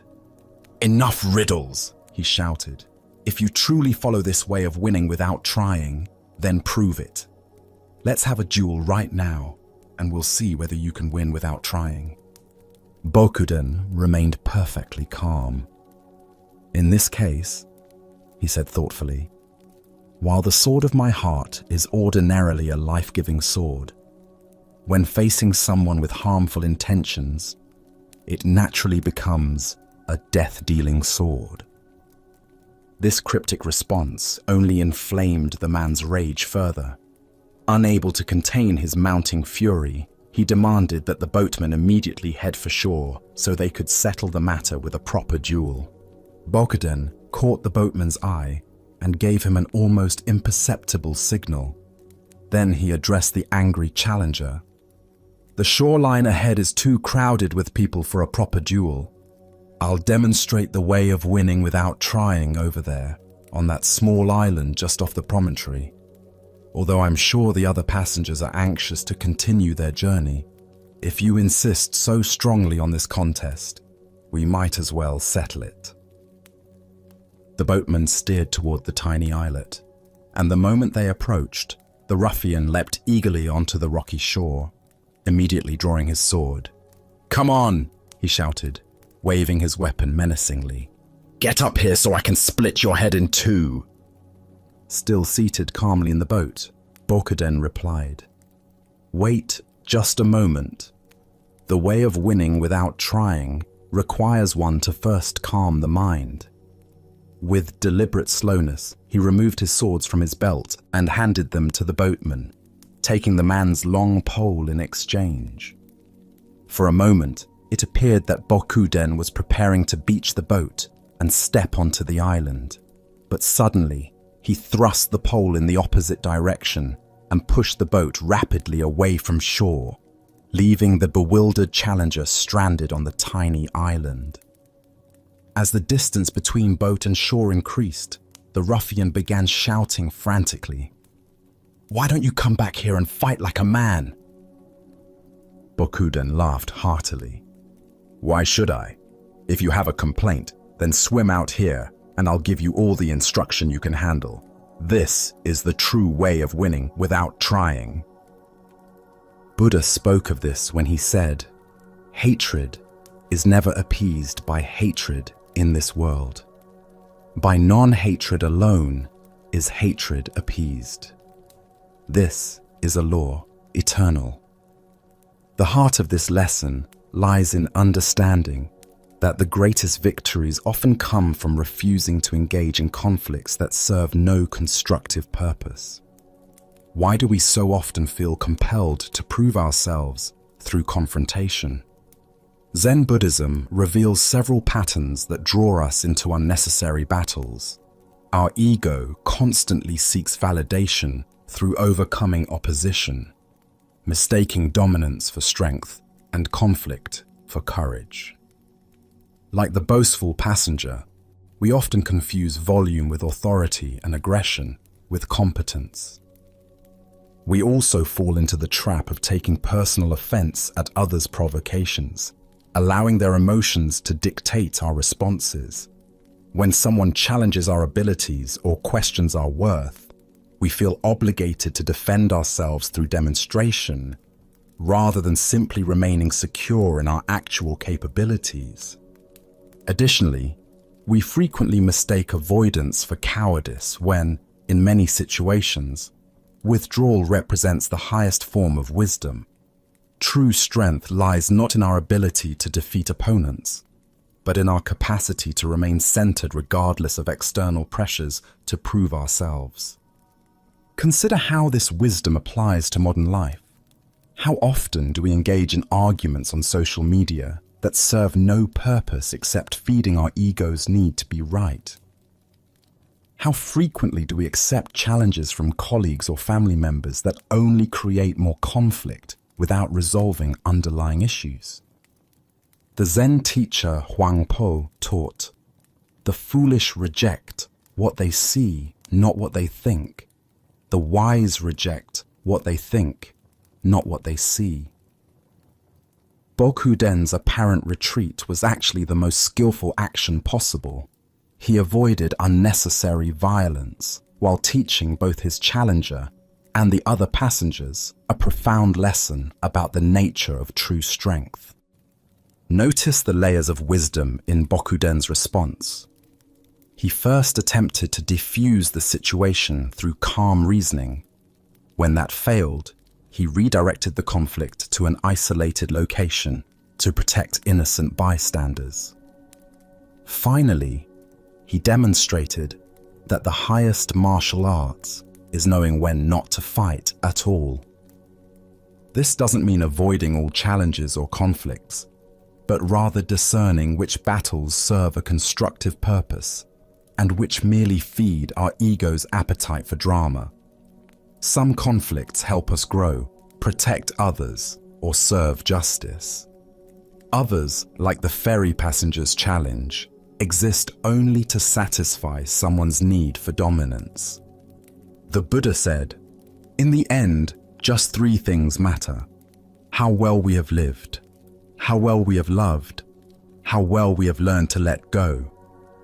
Bokuden's victory required letting go of the need to prove his martial abilities in order to demonstrate something far more valuable: the wisdom of winning without fighting. The challenger was left with more than wounded pride on that tiny island. He received a teaching about the difference between true strength and mere aggression, though whether he understood the lesson remained his choice. Tonight, as you reflect on conflicts in your own life, can you distinguish between battles worth fighting and challenges that serve only ego? Where might you apply Bokuden's wisdom by winning through not engaging? What would it mean to push the boat away from your own unnecessary islands of conflict? As the Buddha taught, better than 1,000 hollow words is one word that brings peace. Sometimes that one word is silence, and the greatest victory is the fight we choose not to have. Now, let us explore a Zen story about the fierce wisdom that sometimes wears the disguise of ordinary appearance and the power of immediate, direct testing of spiritual understanding. This is the old woman with the fire tongs. At the Hara post station, where travelers pause to rest and refresh themselves during long journeys through the mountain passes, stood a modest tea stall run by an elderly woman whose appearance suggested nothing more remarkable than the practical wisdom that comes from years of serving weary visitors. Her weathered hands moved efficiently as she prepared tea and simple meals, and her manner was direct and unassuming, offering no hint of the extraordinary spiritual power that lay beneath her humble exterior. This unassuming tea stall keeper had studied Zen intensively under the great master Hakuin, one of the most demanding and accomplished teachers of his era. Through years of rigorous practice and direct transmission, she had developed what those who knew her well recognized as remarkable spiritual attainment. Her realization was not theoretical or partial, but complete and immediately available for practical application. Master Hakuin himself, despite his reputation for uncompromising standards and fierce teaching methods, held this old woman in the highest regard. Whenever he encountered monks whose practice had become stagnant or who seemed lost in intellectual speculation rather than direct experience, he would express his frustration with a characteristic sigh. "Like this, when are you ever going to realize enlightenment?" he would exclaim to these wavering students. "Go study with the old tea stall lady. She'll show you what real understanding looks like." It became known throughout the region that this recommendation from Master Hakuin was both an honor and a formidable challenge. The old woman's reputation for spiritual power was matched by her reputation for complete intolerance of superficial understanding or pretense. She had no patience for students who thought they could impress her with elaborate philosophical discussions or impressive credentials. When monks would arrive at her tea stall, word of their spiritual seeking often preceded them. The moment such a visitor appeared, the old lady would immediately cut through any preliminary conversation with a direct challenge. "Studying Zen?" she would demand, her voice carrying an authority that seemed inconsistent with her humble appearance. "Yes," the monk would typically reply, perhaps expecting to engage in the kind of respectful dialogue that usually characterized encounters between spiritual practitioners. But this old woman operated by entirely different rules. "Come in here," she would shout, disappearing behind a folding screen that separated the public area of her tea stall from her private quarters. When the unsuspecting monk followed her behind the screen, expecting perhaps to engage in formal Dharma discussion or to receive traditional spiritual instruction, he would instead find himself immediately confronted with a penetrating Zen question designed to reveal the actual depth of his understanding rather than his ability to discuss spiritual topics intellectually. The moment the monk showed any sign of hesitation, any indication that he was thinking about his response rather than responding from direct realization, the old lady would drive him out with a pair of iron fire tongs, wielding them with the fierce authority of someone who had no interest in wasting time on partial understanding or spiritual pretense. Her method was instantaneous and uncompromising. She could distinguish immediately between authentic realization and intellectual knowledge, between direct understanding and spiritual performance. Those who tried to impress her with learned responses or philosophical sophistication found themselves chased away by her fire tongs, while those who responded from genuine understanding received her recognition and further guidance. Buddha's wisdom reminds us, by three methods we may learn wisdom. First, by reflection, which is noblest. Second, by imitation, which is easiest. And third, by experience, which is the bitterest. The deeper teaching here shows us how authentic spiritual understanding reveals itself through immediate, direct response rather than through elaborate intellectual demonstration. This story unveils something profound about the nature of real spiritual authority and the difference between genuine realization and scholarly knowledge about spiritual topics. The old tea stall woman embodied a form of teaching that prioritized direct transmission over comfortable dialogue, immediate testing over gradual instruction. Her humble appearance and ordinary occupation disguised extraordinary spiritual attainment, pointing toward a crucial teaching about where authentic wisdom can be found. We often expect profound understanding to come from obviously impressive sources, famous teachers, elaborate institutions, or people who look the part of spiritual authority. But genuine realization can emerge anywhere, and often chooses humble forms precisely because they're less likely to attract ego-driven seekers. Why did Master Hakuin, himself a formidable teacher, defer to this old woman's superior ability to test students' understanding? Her method revealed something that formal temple instruction sometimes missed: the ability to distinguish instantly between conceptual knowledge and direct realization. In the artificial environment of formal spiritual settings, students can learn to perform understanding convincingly, but her tea stall provided a context where only authentic realization could survive her fierce testing. The fire tongs represent something important about effective spiritual teaching. Sometimes genuine compassion requires driving away students who aren't ready for real teaching, who are still operating from intellectual understanding rather than direct experience. Her seeming harshness was actually profound kindness. She refused to allow students to remain satisfied with partial understanding that would ultimately limit their spiritual development. This ancient wisdom illuminates our tendency to confuse spiritual sophistication with spiritual realization.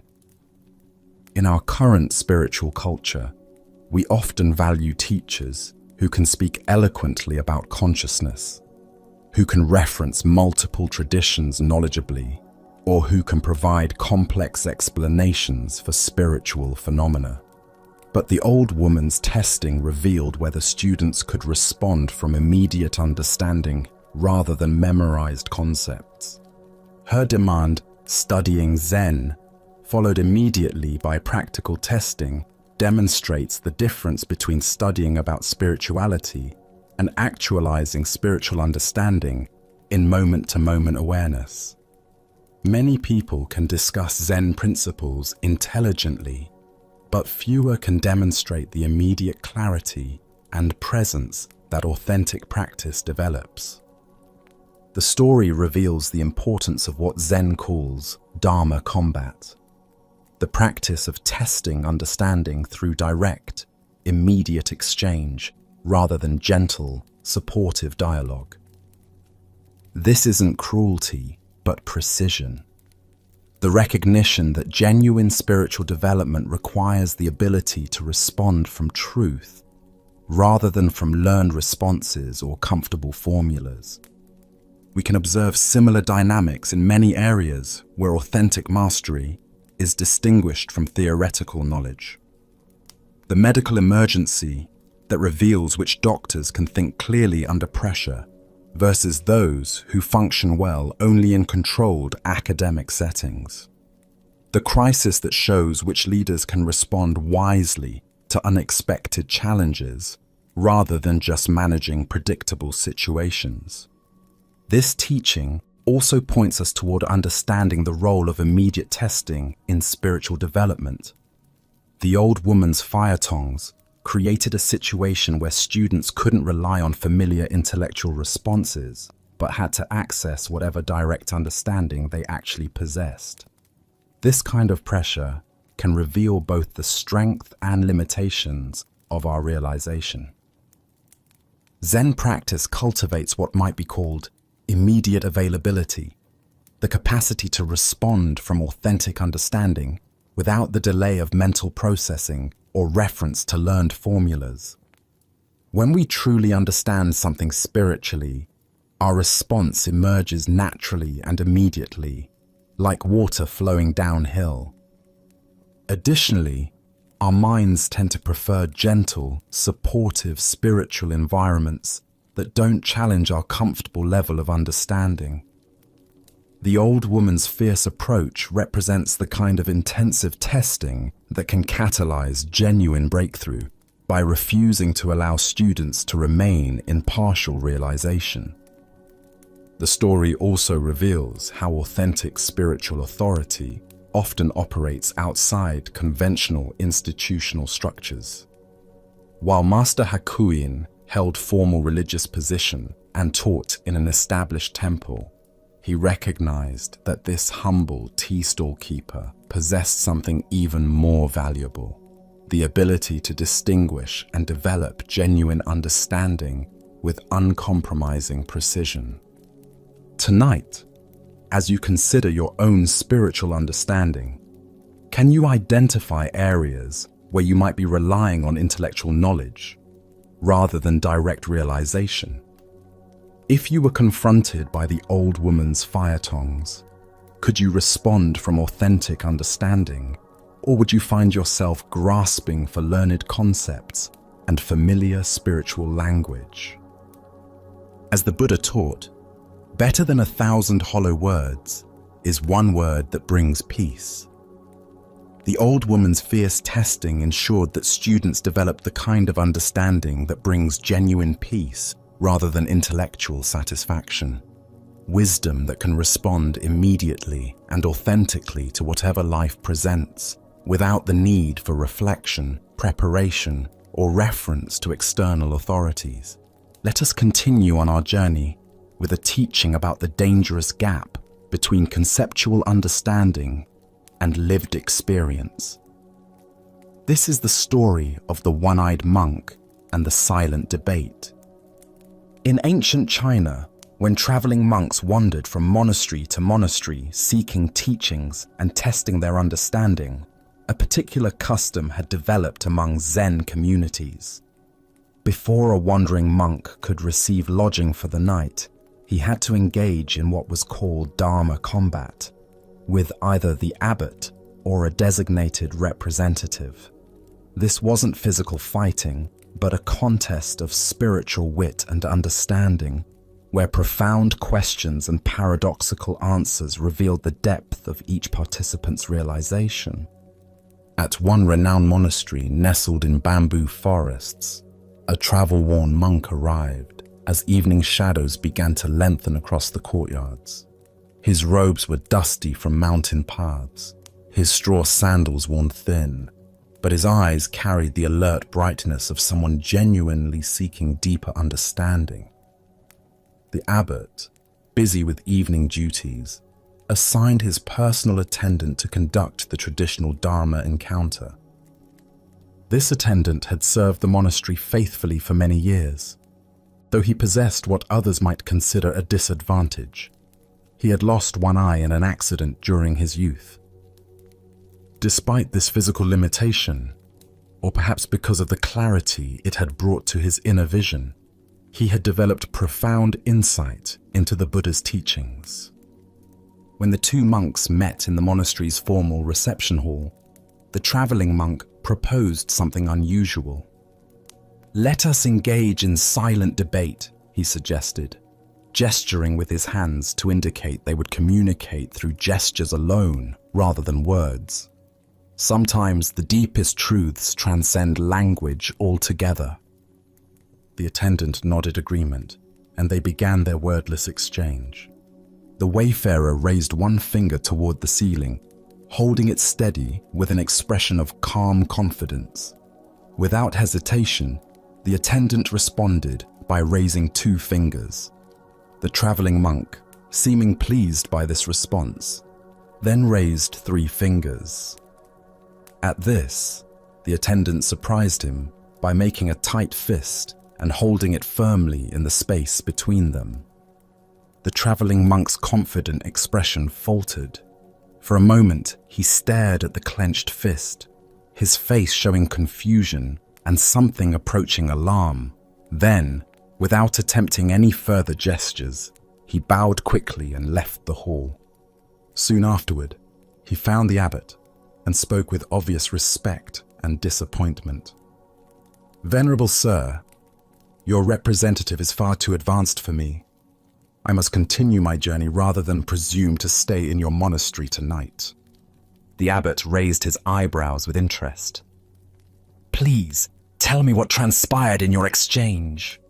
"Well," the traveler explained earnestly, "I began by holding up one finger to symbolize the Buddha, the awakened one who showed us the path to enlightenment. But your monk immediately responded with 2 fingers, indicating the Buddha and the Dharma, both the teacher and the teachings he offered. So I raised 3 fingers to represent the complete triple gem: the Buddha, the Dharma, and the Sangha, the community of practitioners. But then he held up a clenched fist to show that all 3 are actually one unified reality. His understanding is clearly beyond mine, so I must seek instruction elsewhere before I could be worthy of staying here." The abbot listened to this interpretation with growing surprise, for he knew his attendant's character well. As the traveling monk departed into the gathering dusk, the attendant himself appeared, visibly agitated and breathing hard from running. "Where is that insolent rascal?" he demanded, his single eye blazing with indignation. "I've been looking everywhere for him. The nerve of that man! I've never encountered such rudeness disguised as spiritual inquiry." "What exactly happened?" the abbot asked, genuinely curious now about what had transpired between these two very different interpretations of the same event. "First," the attendant explained, his voice rising with remembered offense, "he insulted me by holding up one finger to indicate that I had only one eye. Can you imagine? Here I thought we were engaging in spiritual discourse, but he immediately drew attention to my physical limitation. Determined to remain polite despite such crudeness, I held up two fingers to acknowledge that he was blessed with two eyes. I was trying to show that I bore him no ill will for his thoughtless comment." The attendant paused to catch his breath, his agitation increasing as he continued. "But the scoundrel wasn't satisfied with that insult. Next, he held up three fingers to rub it in further, indicating that between the two of us, there were only three eyes total. He was deliberately emphasizing our difference, making sure I couldn't forget my disability. That's when I'd had enough.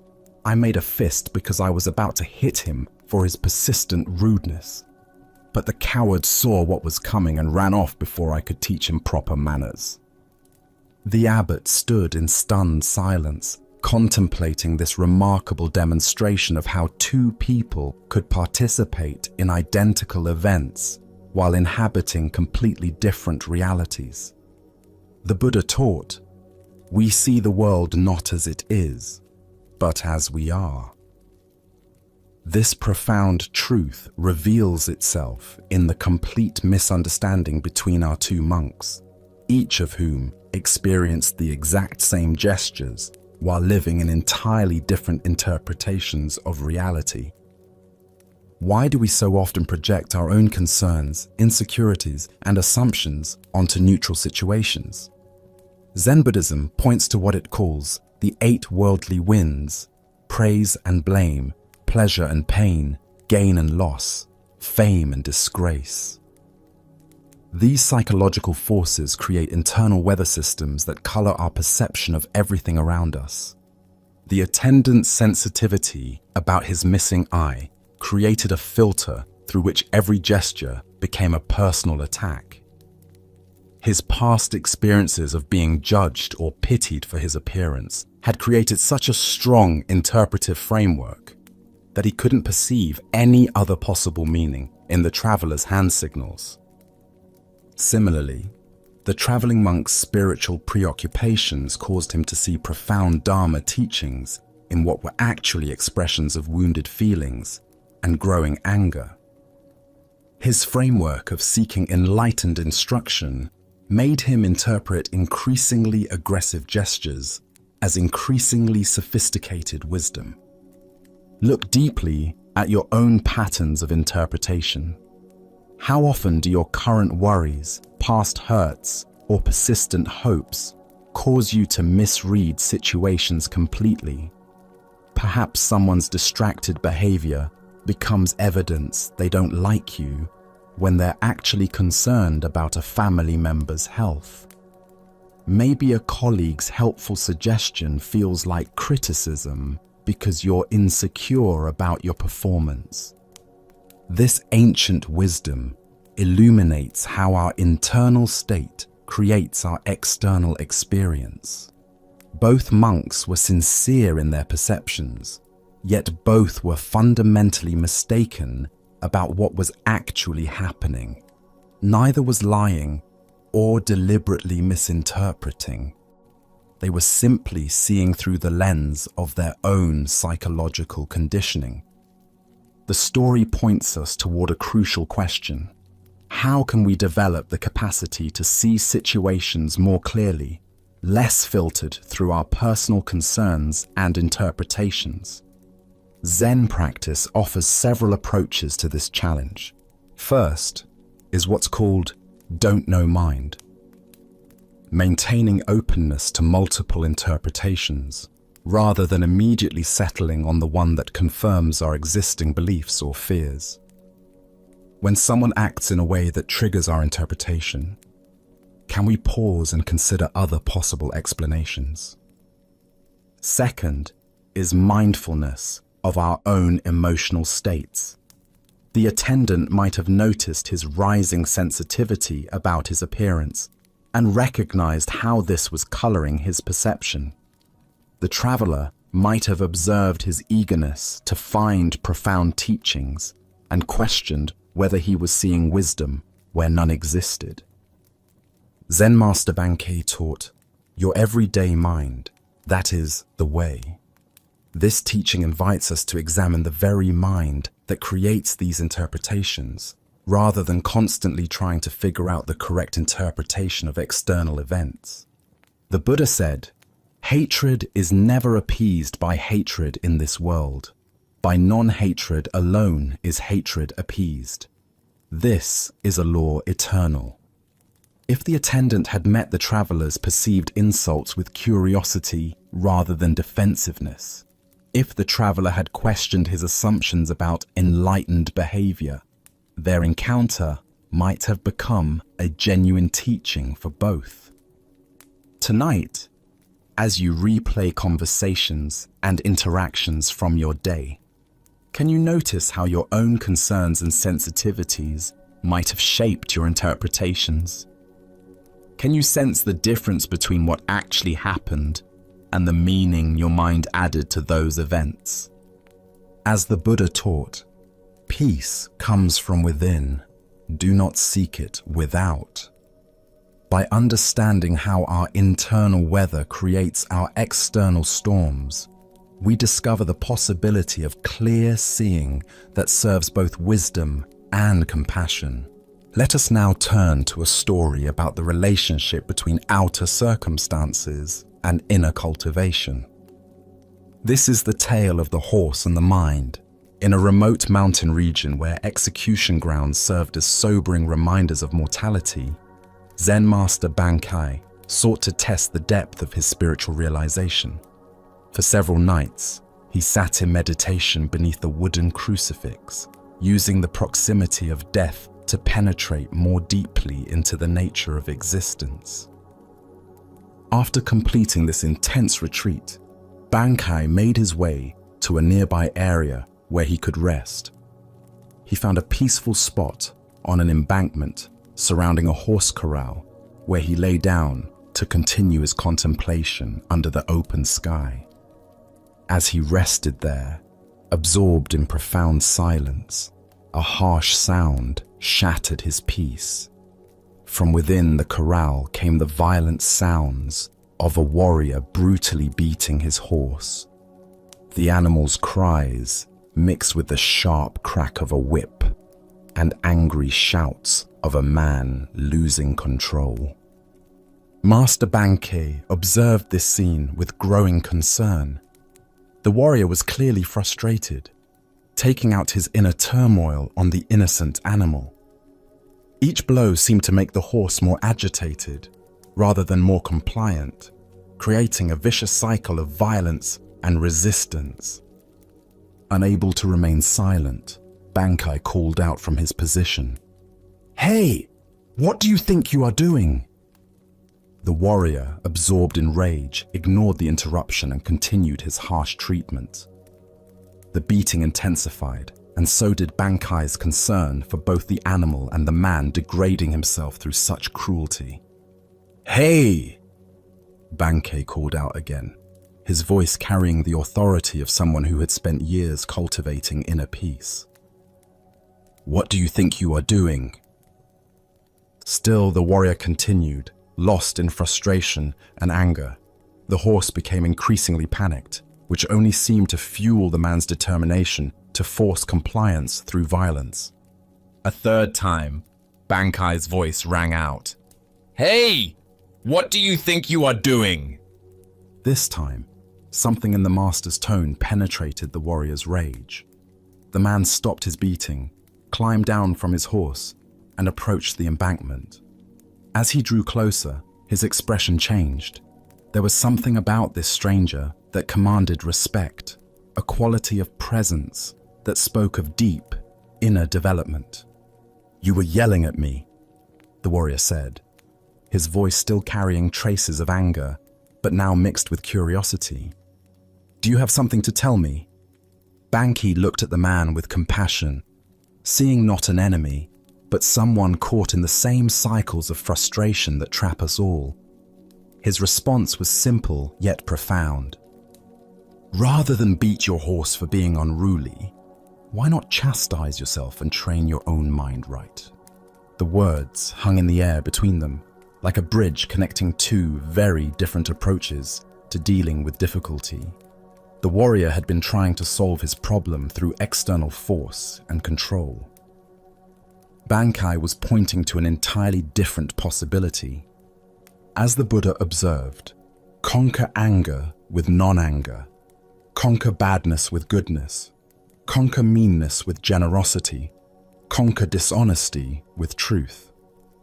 This teaching captures the essence of what Bankai offered the frustrated warrior. The recognition that our external struggles mirror our internal state.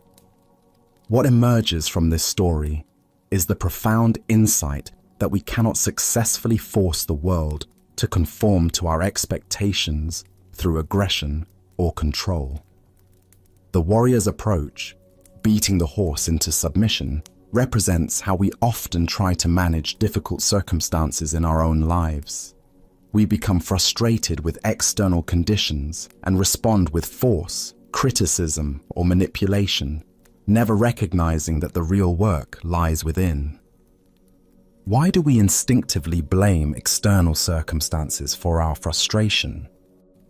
Buddhist psychology explains that the untrained mind seeks to maintain its comfort by controlling its environment, rather than developing the flexibility to respond skillfully to whatever arises.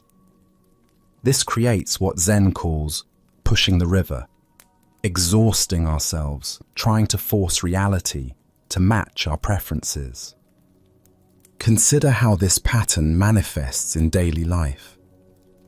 The computer that crashes during an important project becomes the target of our anger, when the real issue is our attachment to having technology work perfectly. The traffic jam that makes us late triggers road rage, when the actual problem is our expectation that travel should always be smooth. The family member who doesn't respond to our advice becomes the focus of our frustration, when the deeper issue is our need to control others' choices. In each case, we're like the warrior beating the horse, applying force to external circumstances while ignoring the internal conditions that create our suffering. The horse represents the uncontrollable aspects of life: other people's behavior, natural events, technological failures, and the inherent unpredictability of existence. Zen teacher Pema Chodron writes, "You are the sky, everything else is just the weather." This points to the same truth Bankei offered the warrior. Instead of trying to control the weather of external circumstances, we can develop the spacious awareness that remains calm regardless of conditions. The real training involves learning to work with our own minds, rather than trying to force compliance from the world around us. This doesn't mean becoming passive or accepting harmful situations, but rather approaching challenges from a place of inner stability rather than reactive frustration. Buddhist practice offers specific techniques for this internal training. Mindfulness meditation teaches us to observe our reactive patterns without being swept away by them. Loving kindness practice develops compassion for ourselves and others when things don't go as planned. Contemplation of impermanence helps us accept the changeable nature of all conditions. Tonight, As you encounter the inevitable frustrations of daily life, can you remember Bankai's teaching? When you find yourself wanting to beat the horse of difficult circumstances, can you pause and ask, what would it mean to train my own mind instead? Buddha's wisdom teaches us, hatred is never appeased by hatred in this world. By non-hatred alone is hatred appeased. This is a law eternal. The path to peace lies not in conquering external conditions, but in cultivating the inner qualities that remain stable, regardless of what the world presents. Our next story reveals a profound truth about authentic presence and false barriers. This is the teaching of the screen that separated truth from pretense. Zen master Setan had been invited to deliver a lecture on one of the classical Zen texts at a prestigious monastery. Word of his visit had spread throughout the region, drawing not only monks and serious students, but also curiosity seekers and social climbers who attended such events more for the prestige than the teaching. Among these latter was the provincial baron, a man of considerable wealth and political influence, who was known to enjoy being associated with spiritual affairs while maintaining his sense of social superiority. The lecture hall filled to capacity as the appointed hour approached. Monks in their robes sat alongside lay people, all apparently united in their desire to receive Setan's wisdom. The atmosphere was respectful and expectant, with the quiet murmur of anticipation that precedes any significant teaching. But when Master Setan entered the hall and approached the lecture platform, he immediately noticed something that stopped him cold. Behind the main seating area, partially concealing one section of the audience, stood an ornate screen. Its rich silk panels and gold mounting proclaimed the presence of someone who considered themselves too elevated to sit openly with the common audience. Setan paused at the edge of the platform, his eyes fixed on this barrier.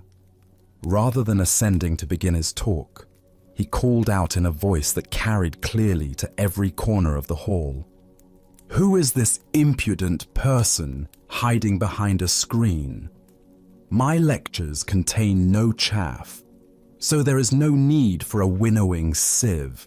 Remove that screen immediately, or there will be no teaching today." The silence that followed was deafening. Every person in the hall understood instantly what was happening. The screen, intended to maintain the baron's dignity and social position, had been publicly identified as an obstacle to authentic spiritual communication. The very barrier meant to preserve propriety had been revealed as its opposite, a fundamental violation of the principles that make genuine teaching possible. The audience sat frozen, unsure whether to look at the screen, at the master, or at each other. The tension was palpable as everyone waited to see how this confrontation between spiritual authority and worldly power would resolve. Behind the screen, the baron's face burned with humiliation and shock. Never before had anyone dared to challenge his social prerogatives so directly and publicly. Yet something in Setan's unwavering presence and absolute certainty penetrated even the baron's offended pride. Despite his embarrassment and anger, he recognized that he was face to face with an authenticity that made his own pretensions seem suddenly hollow and ridiculous.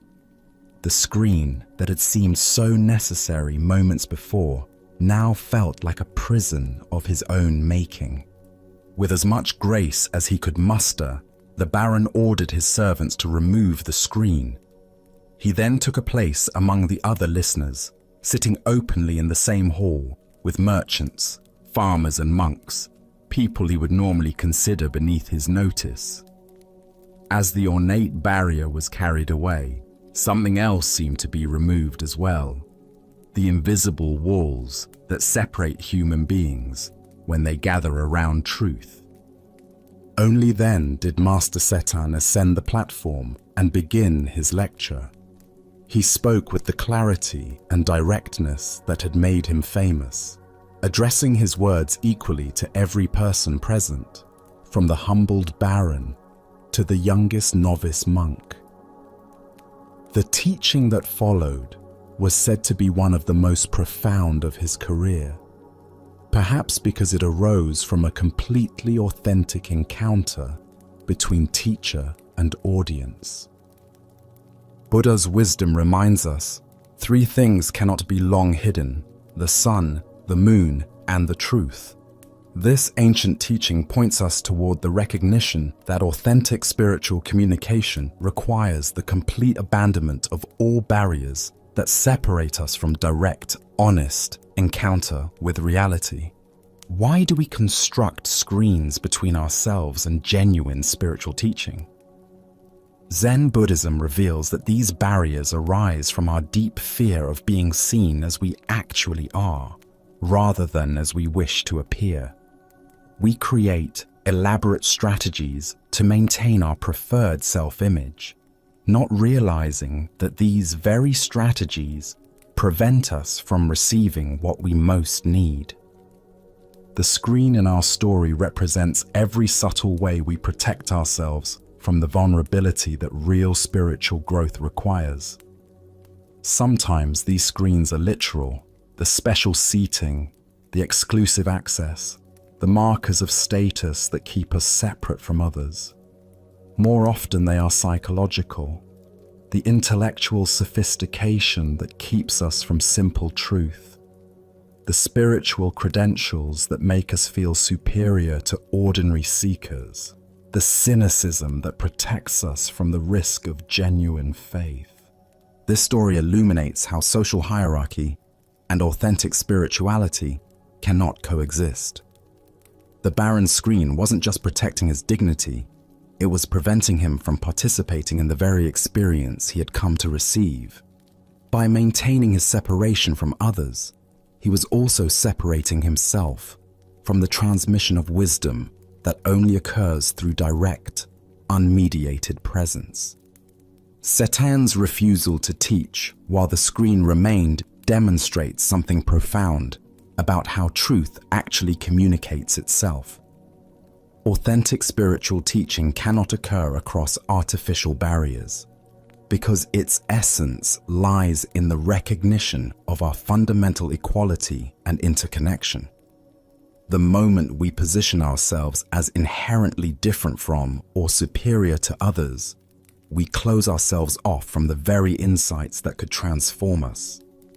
Consider the screens in your own life, the subtle ways you might maintain barriers between yourself and others during conversations, learning experiences, or spiritual practices. Do you sometimes listen to teachings while filtering them through internal commentaries about your own superiority or inferiority? Do you participate in spiritual communities while maintaining invisible hierarchies based on experience, knowledge, or social position? The Baron's eventual willingness to remove the screen and sit openly with others represents the humility that authentic spiritual growth requires. This wasn't humiliation, but a return to his essential nature as a human being among human beings, all equally in need of wisdom and grace. His embarrassment was temporary. His liberation from the prison of false dignity was profound. Zen Master Huang Po taught, "The foolish reject what they see, not what they think. The wise reject what they think, not what they see." The screen represented the Baron's thoughts about who he was and how he should be treated. When he finally saw clearly, he recognized these thoughts as obstacles to direct experience. Additional wisdom appears in how Setan handled this confrontation. He didn't shame the Baron personally, but identified the screen itself as the problem. His metaphor of chaff and winnowing basket was brilliantly precise. Chaff is the useless covering that must be separated from grain, and a winnowing sieve makes that separation possible.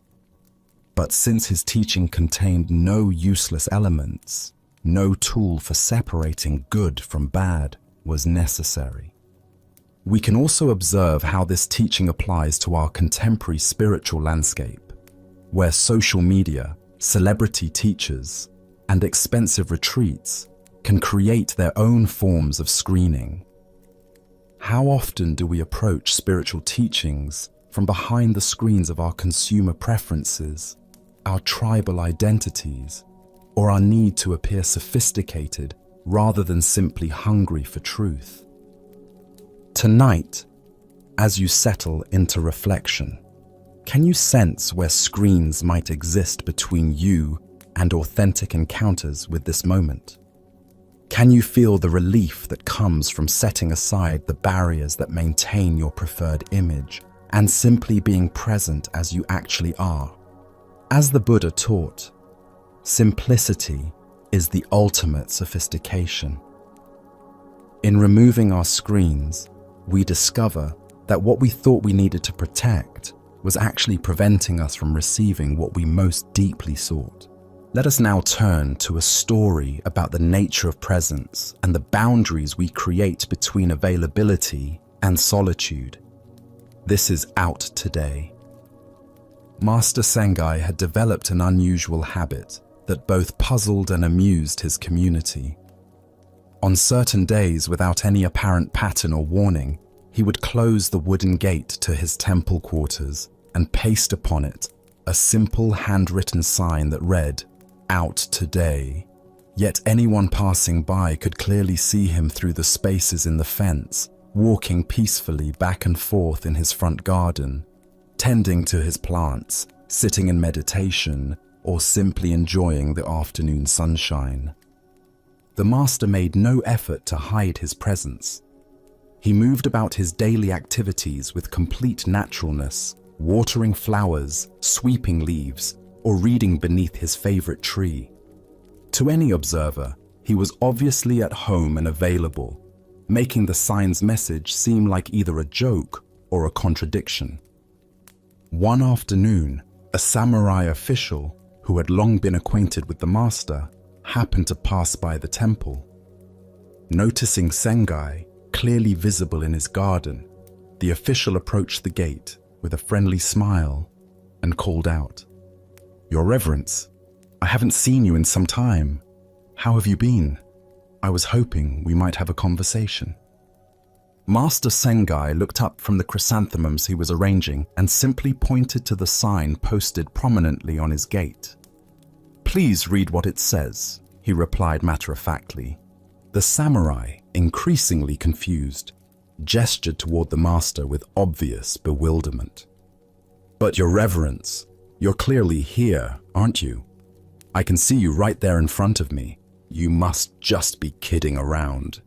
Sengai dismissed him with a gentle wave of his hand, his expression remaining perfectly serious. "That sign says I'm out. It's as true as anything can be." And with that declaration, he turned his attention back to his flowers, refusing any further conversation. The samurai stood at the gate for several more minutes, watching the master continue his gardening, trying to comprehend this strange interaction.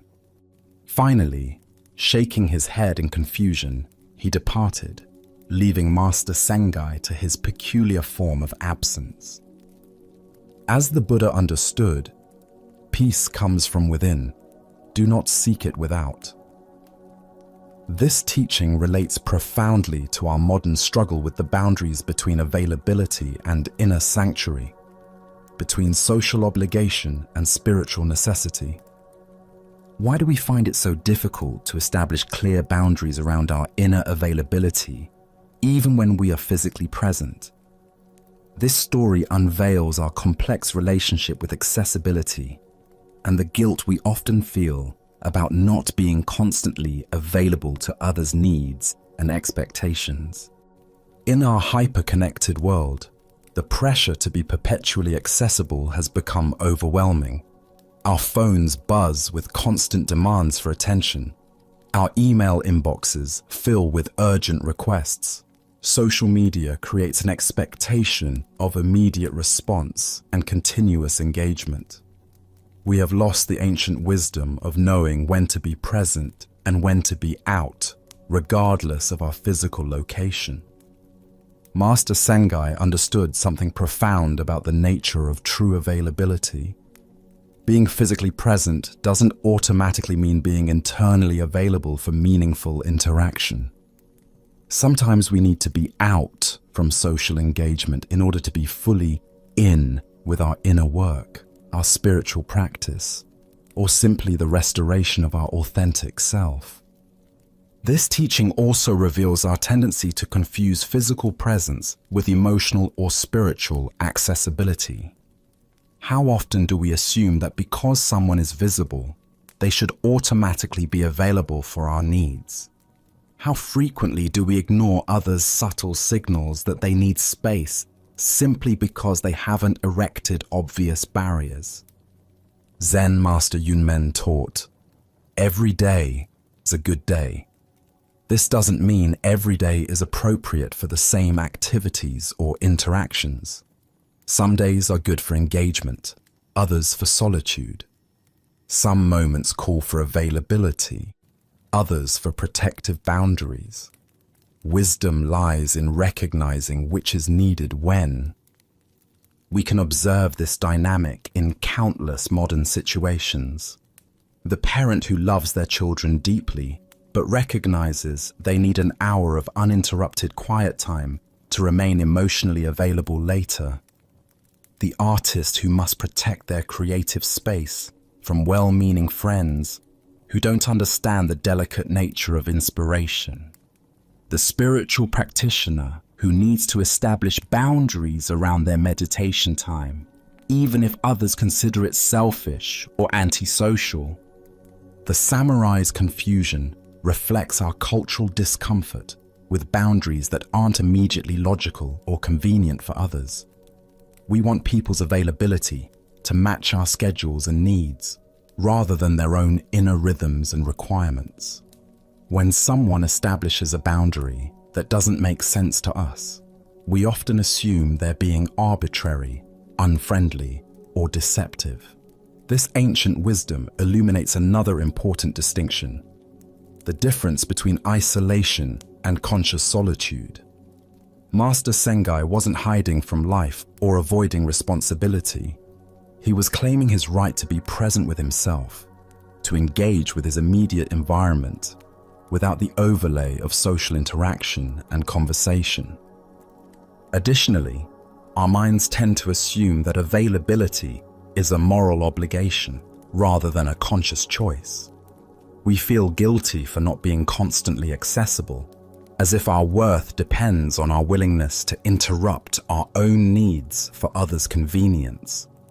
This creates a pattern of resentment and depletion that ultimately makes us less genuinely available when authentic connection is possible.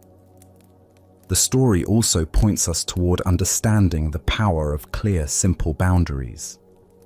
Master Sengai didn't offer elaborate explanations or justifications for his unavailability.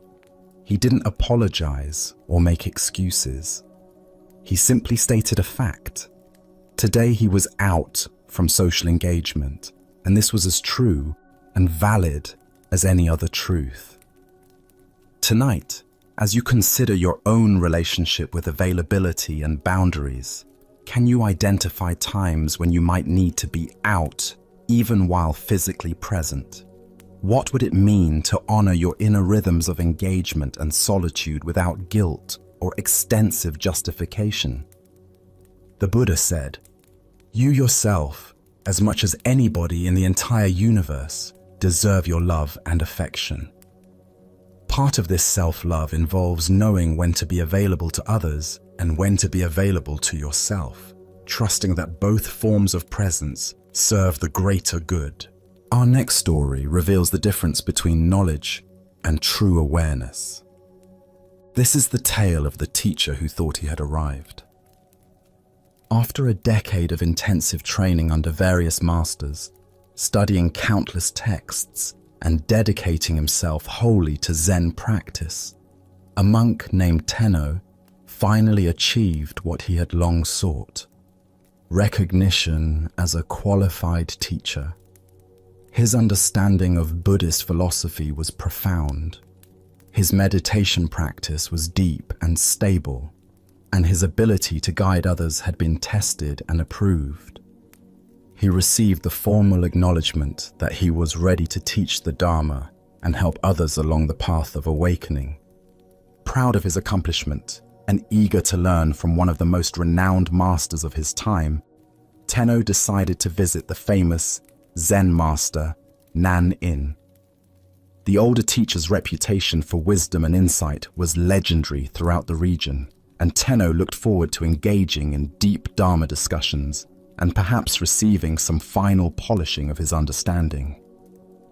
It was a rainy day when Tenno made his pilgrimage to Nanin's temple. The roads were muddy and slippery, puddles reflected the grey sky, and the steady rainfall required him to carry an umbrella to stay dry.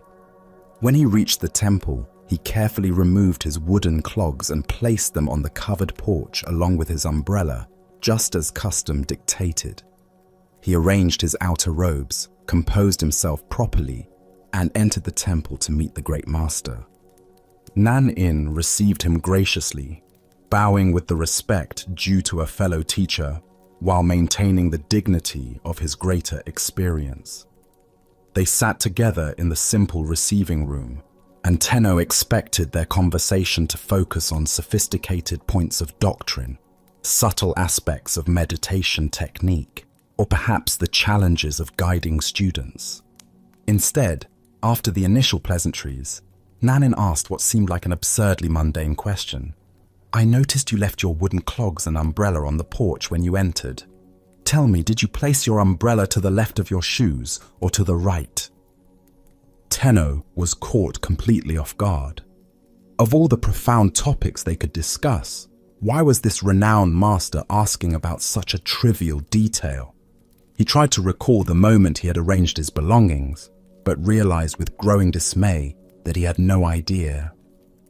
He had been so focused on the importance of this meeting, so preoccupied with the impressive conversation he expected to have, that he had performed the simple act of arranging his belongings in complete unconsciousness. I don't know," Tenno admitted, his voice barely above a whisper. In that moment of confession, the full implications of his ignorance became clear to him. Here he was, a certified teacher of mindfulness and awareness, and he couldn't even remember a simple action he had performed just minutes earlier. Nanin smiled with infinite compassion, not mockery. "Then you have not yet attained full awareness," he said gently. "Someone who is truly awake pays complete attention to every moment, every action, every detail of experience. The way you arrange your belongings reflects the same quality of attention you bring to meditation, to teaching, to all of life." In that instant, Tenno's pride in his accomplishments crumbled, replaced by a humbling recognition of how much deeper his practice needed to go. He understood that true awareness isn't something you achieve once and then possess forever. It's a quality of attention that must be cultivated and maintained in every single moment, in the most ordinary activities as well as the most exalted spiritual practices. Without hesitation, Tenno requested to become Nanin's student. For the next 10 years, he studied under the master's guidance, learning to bring the same quality of conscious attention to placing his shoes that he brought to formal meditation, to treat the arrangement of an umbrella with the same reverence he showed to sacred texts. When he finally left Nanin's temple, he was a completely different kind of teacher, one who understood that enlightenment is not a destination, but a way of traveling, not an achievement, but a continuous practice of complete presence. As the Buddha observed, if you want to know your past, look at your present condition. If you want to know your future, look at your present actions. What emerges from this story is the recognition that true spiritual development is measured not by our peak experiences, but by the quality of attention we bring to ordinary moments. Why do we assume that enlightenment exists only in special circumstances, formal practices, or elevated states of consciousness? Zen Buddhism teaches that awakening is found precisely in our ability to be fully present for whatever is actually happening, whether it's sitting in meditation or simply placing an umbrella beside our shoes.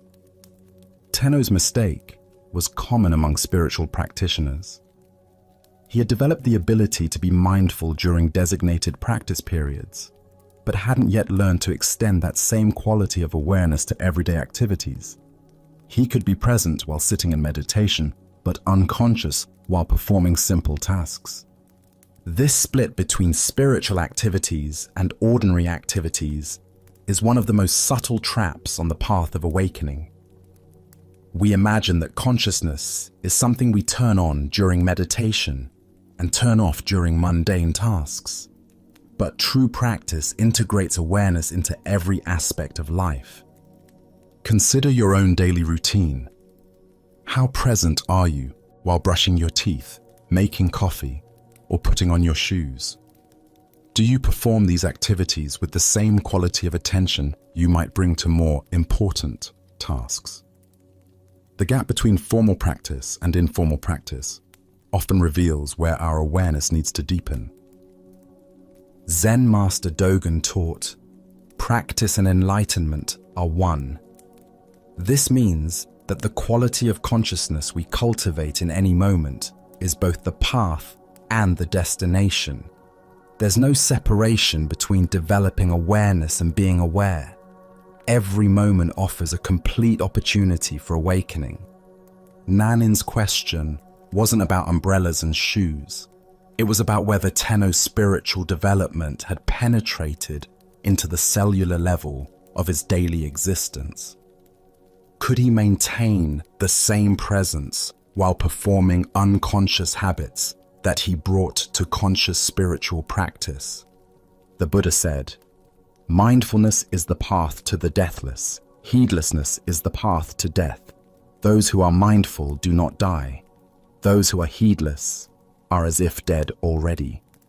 True aliveness is found in complete presence, and complete presence can be cultivated in any activity, no matter how simple or mundane. Look deeply at your own relationship between formal practice and daily life. Where do you treat certain activities as worthy of attention, while others are performed on autopilot? This isn't about becoming obsessively focused on every tiny detail, but about recognizing that the same capacity for presence that serves us in meditation can transform every aspect of our lives. The paradox is that the most ordinary moments often offer the greatest opportunities for awakening. When we're sitting in formal meditation, we expect to be mindful. But when we're simply arranging our belongings or performing routine tasks, we have a chance to discover whether our practice has truly taken root or remains confined to special circumstances. In Zen temples, students are taught that washing dishes is as sacred as chanting sutras, that sweeping floors is as important as studying philosophy. This isn't because these activities are inherently special, but because the quality of consciousness we bring to any activity determines its spiritual value. Thich Nhat Hanh wrote, washing dishes is not only a way to have clean dishes. Washing dishes is also a way to live fully in each moment. This points to the fundamental teaching that Nanin was offering Tenno. Every action is an opportunity to practice complete presence. The master's question revealed that Tenno's decade of training had developed his capacity for awareness during designated practice periods, but hadn't yet integrated that awareness into the seamless flow of daily life. He could be conscious when he intended to be conscious, but he hadn't yet learned to make consciousness his default state. This integration is what distinguishes genuine spiritual maturity from mere spiritual knowledge. It's relatively easy to be mindful when we remember to be mindful. The deeper practice is developing the kind of natural awareness that operates whether we're thinking about it or not. Tonight, as you perform the simple actions that end your day, brushing your teeth, changing clothes, arranging items for tomorrow, can you bring the same quality of attention you might give to formal meditation? Can you discover whether your spiritual practice has penetrated into the unconscious habits that make up so much of daily life? Buddha's wisdom reminds us, every moment is a teacher and every place is a classroom. The umbrella beside the shoes was Tenno's teacher that day, revealing exactly where his practice needed to deepen. Sometimes the most profound lessons come disguised as the most ordinary questions, asked by masters wise enough to see that true awakening is found not in transcending the mundane, but in discovering the sacred hidden within it. As we continue our journey through the wisdom of Zen Buddhism, let us explore a story about true spiritual power. This is the tale of the miracle of ordinary living. At Ryumon Temple, the renowned Zen master Bankei was sharing the Dharma with a large gathering of devoted students. The hall was filled with people sitting in quiet attention, absorbing his simple yet profound teachings about living with natural awareness. The evening light filtered through the temple windows, creating an atmosphere of peace and contemplation. In the midst of his discourse, a disturbance arose near the back of the hall. A Shinshu priest, whose own temple had been losing followers to Bankai's growing reputation, pushed his way through the crowd with obvious agitation. His face was flushed with jealousy, and his movements were sharp with competitive energy. Bankai paused his teaching and looked toward the commotion with patient curiosity. "What is this noise that interrupts our evening together?" he asked gently, his voice carrying no irritation despite the disruption. The priest stood up boldly, his voice rising above the murmur of the crowd. "The founder of our sect," he boasted loudly, "had such miraculous powers that he held a brush in his hand on one bank of the river. His attendant held up a paper on the other bank, and the teacher wrote the holy name of Amida through the air. Can you do such a wonderful thing?" The gathered students turned their attention between the challenging priest and their teacher, curious how Bankei would respond to this test of his spiritual abilities. Some expected a demonstration of supernatural powers. Others wondered if their master would engage in debate. Bankai smiled, with the gentle amusement of someone who understood the priest's confusion completely. "Perhaps your fox can perform that trick," he replied lightly. "But that is not the manner of Zen. My miracle is that when I feel hungry, I eat, and when I feel thirsty, I drink." The temple fell into profound silence as the simple profundity of these words settled into the hearts of those present. The priest, expecting magical displays, found himself face to face with a teaching about the extraordinary nature of ordinary experience. The Buddha once said, "If you want to know your past, look at your present condition. If you want to know your future, look at your present actions." This ancient wisdom illuminates how real spiritual power manifests not in supernatural demonstrations, but in complete presence to what is actually happening. Why do we seek the miraculous outside of our immediate experience? Zen Buddhism reveals our tendency to bypass the profound simplicity of life in search of dramatic spiritual experiences. We imagine enlightenment as something exotic, supernatural, or removed from daily existence, when in truth, it's the capacity to be fully present to whatever is arising. The heart of this lesson lies in understanding that consciousness itself is the ultimate miracle. The fact that you can taste food, feel thirst, hear these words, or experience any sensation at all is more extraordinary than any magic trick. Yet, we take these everyday miracles for granted while seeking special powers that would somehow validate our spiritual development. Look deeply at your own experience right now. Can you feel the miracle of breathing without having to think about it? The wonder of your heart beating steadily? The extraordinary fact that light enters your eyes and somehow becomes the vision of these words? These are the real miracles available in every moment.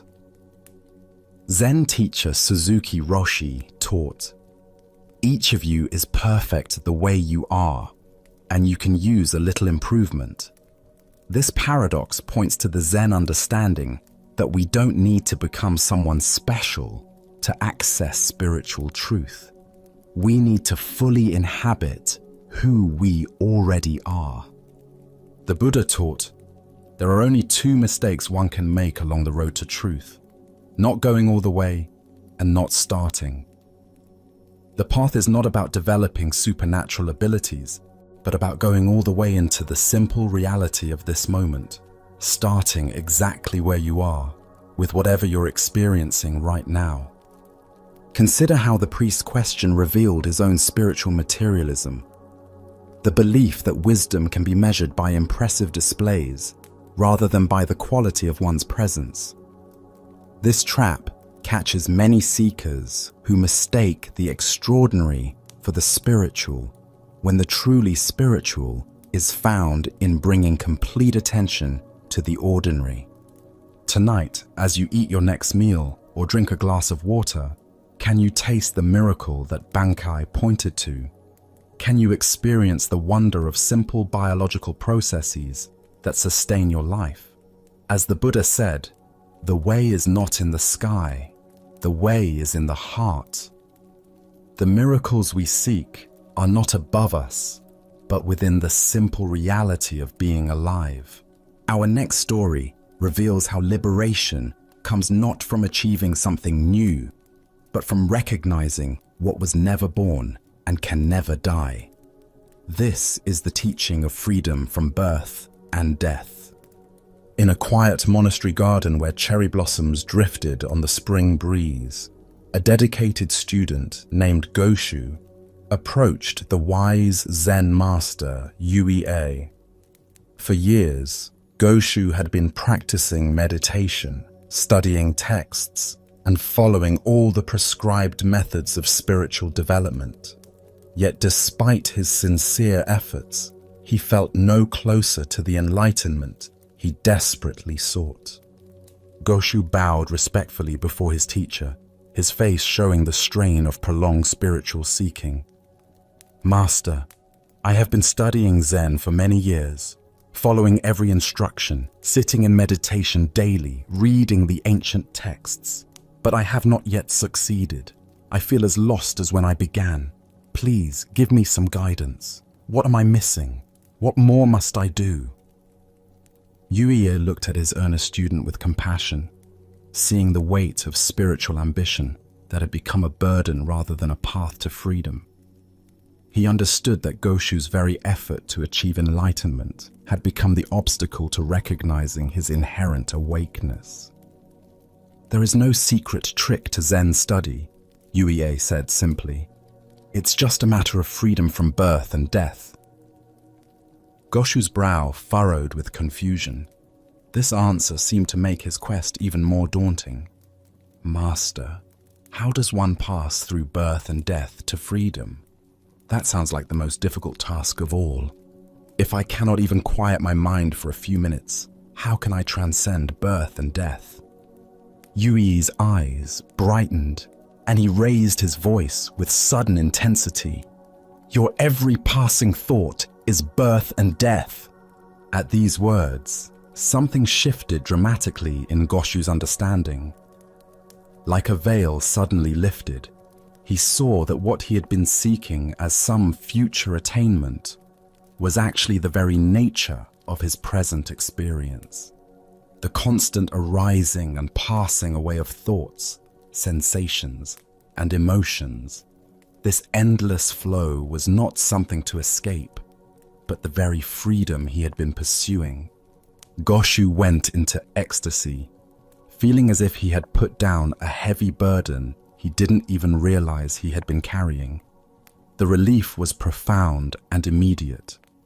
All his years of struggling to become something special dissolved into the recognition that he had never been anything other than the aware space in which all experience appears and disappears. As the Buddha observed, form is emptiness, emptiness is form. What emerges from this story is the recognition that we suffer not because we lack something, but because we don't recognize the freedom that is our fundamental nature. Why do we carry the heavy burden of spiritual becoming? Zen Buddhism points to our identification with the content of consciousness rather than consciousness itself. We mistake ourselves for the stream of thoughts, emotions, and sensations, instead of recognizing ourselves as the aware space in which this stream flows. Every thought that arises is born. Every thought that fades away dies. Every emotion emerges from nowhere and dissolves back into nowhere. Every sensation appears and disappears. This constant birth and death happening in awareness is not a problem to solve, but the very movement of life itself. The deeper understanding here reveals that what we call birth and death are simply names we give to the natural flowing of experience. When we identify with the flow, we suffer the anxiety of constant change. When we recognize ourselves as the awareness in which the flow appears, we discover unshakable peace. Zen Master Huangpo taught, "Your everyday mind, that is the way."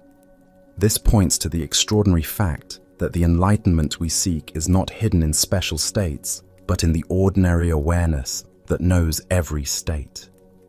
The same awareness that knows anxiety also knows peace. The same awareness that knows confusion also knows clarity. The Buddha said, "In the sky, there is no distinction of east and west. People create distinctions out of their own minds and then believe them to be true. Our spiritual seeking often creates the very problem it attempts to solve by imagining that some states of consciousness are spiritual while others are mundane. Consider how much energy you invest in trying to have better thoughts, more peaceful emotions, or more pleasant experiences. Each effort to improve the content of consciousness reinforces the belief that you are that content, rather than the awareness that witnesses it all with equal presence. In Japanese Zen, there is a teaching called just sitting, or shikantaza. This practice involves recognizing that the sitting itself is enlightenment, rather than a method to achieve enlightenment. Similarly, your current awareness, exactly as it is the freedom you seek, rather than a stepping stone to freedom. Tonight, as thoughts arise and pass away in your awareness, can you recognize the birth and death that UEA pointed to? Can you see that you are not the thoughts that come and go, but the unchanging awareness in which they appear? As the Buddha taught, all conditioned things are impermanent.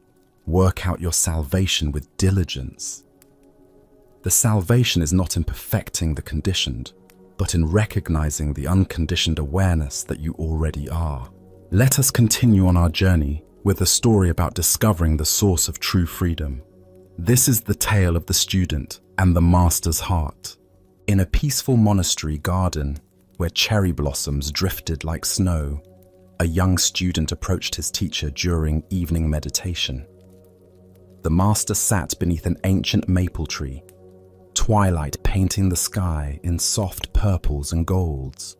This student had been practicing earnestly for years, yet lately questions had been arising that reached deeper than formal instruction. Taking a seat beside his teacher, the student gathered courage to voice what had been troubling him. "Master," he began quietly, "when I was young, I had a deep desire for my family and loved ones to be proud of me. I wanted to excel in studies, to accomplish things that would make them beam with joy. Were you ever the same way?"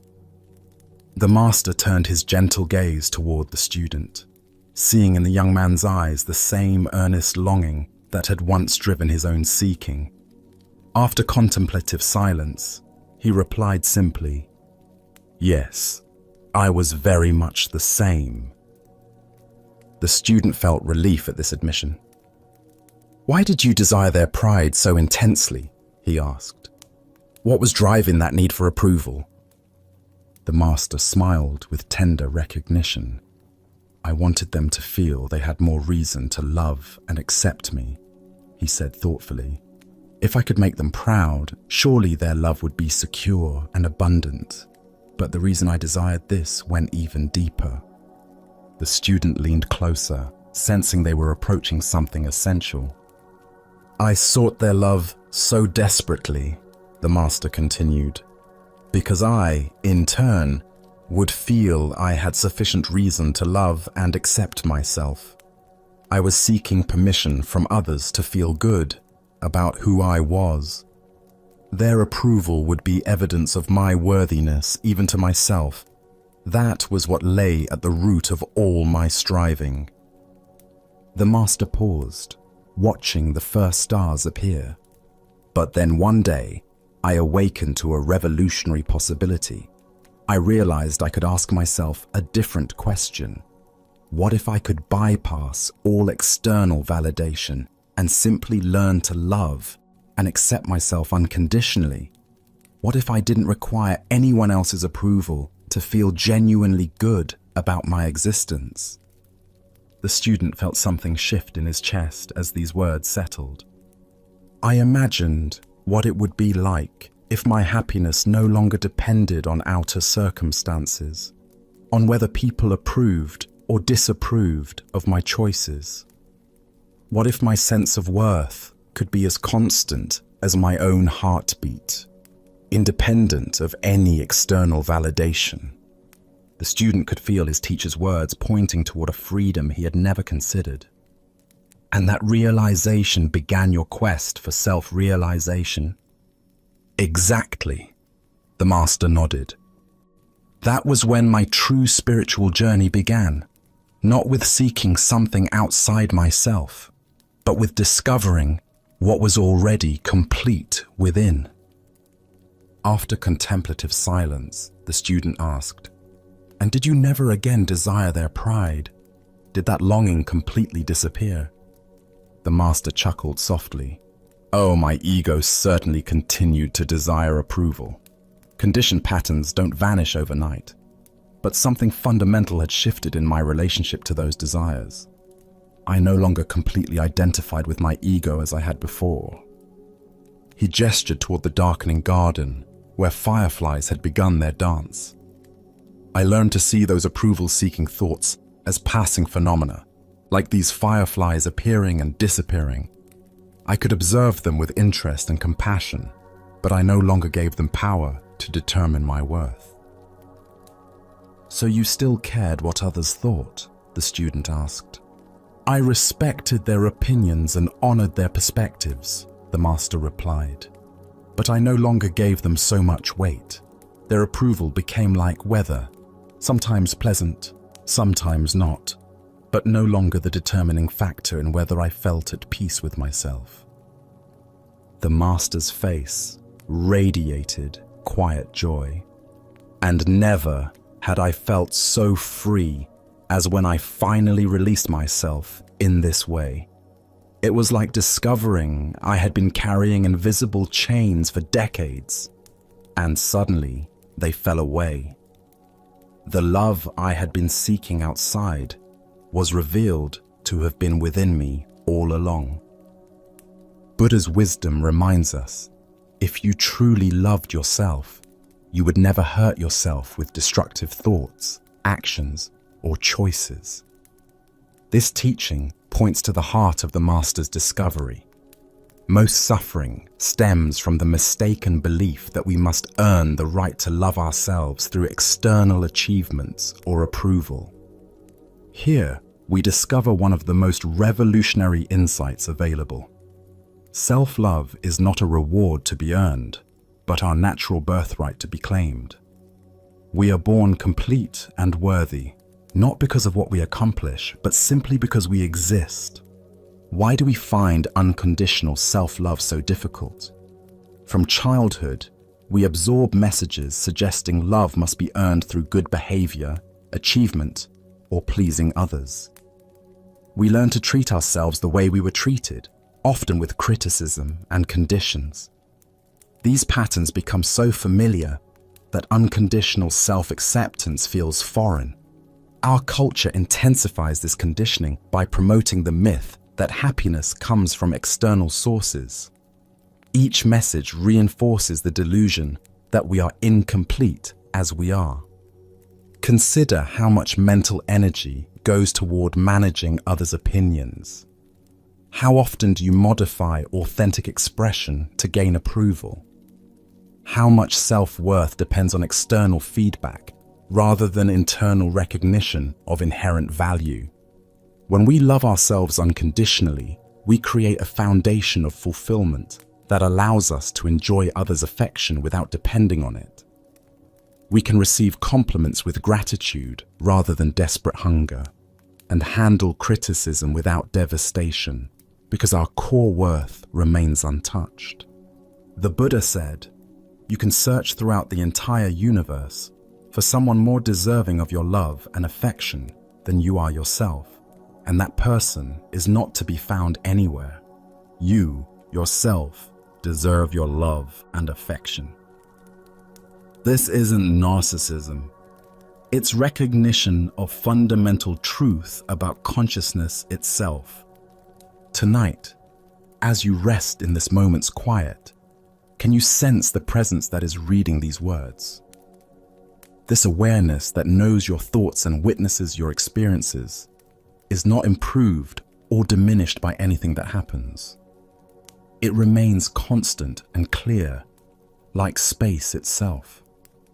What would it be like to treat this aware presence with the tenderness it deserves?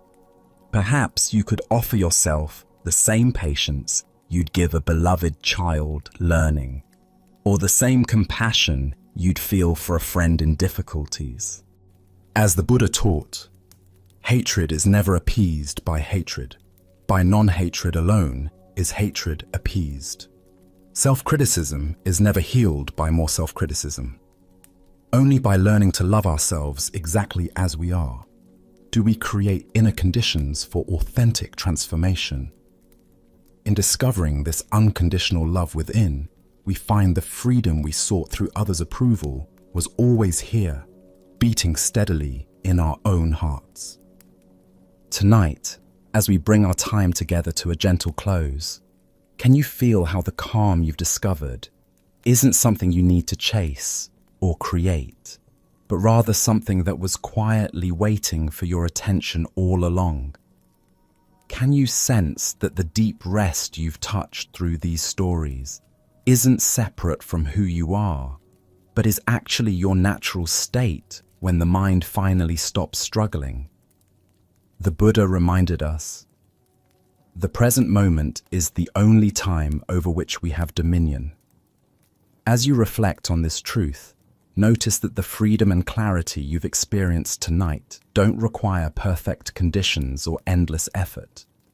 They emerge naturally when you simply allow yourself to be here, fully present, without needing anything to be different than it is. Each story we've shared has revealed the same profound understanding from different angles.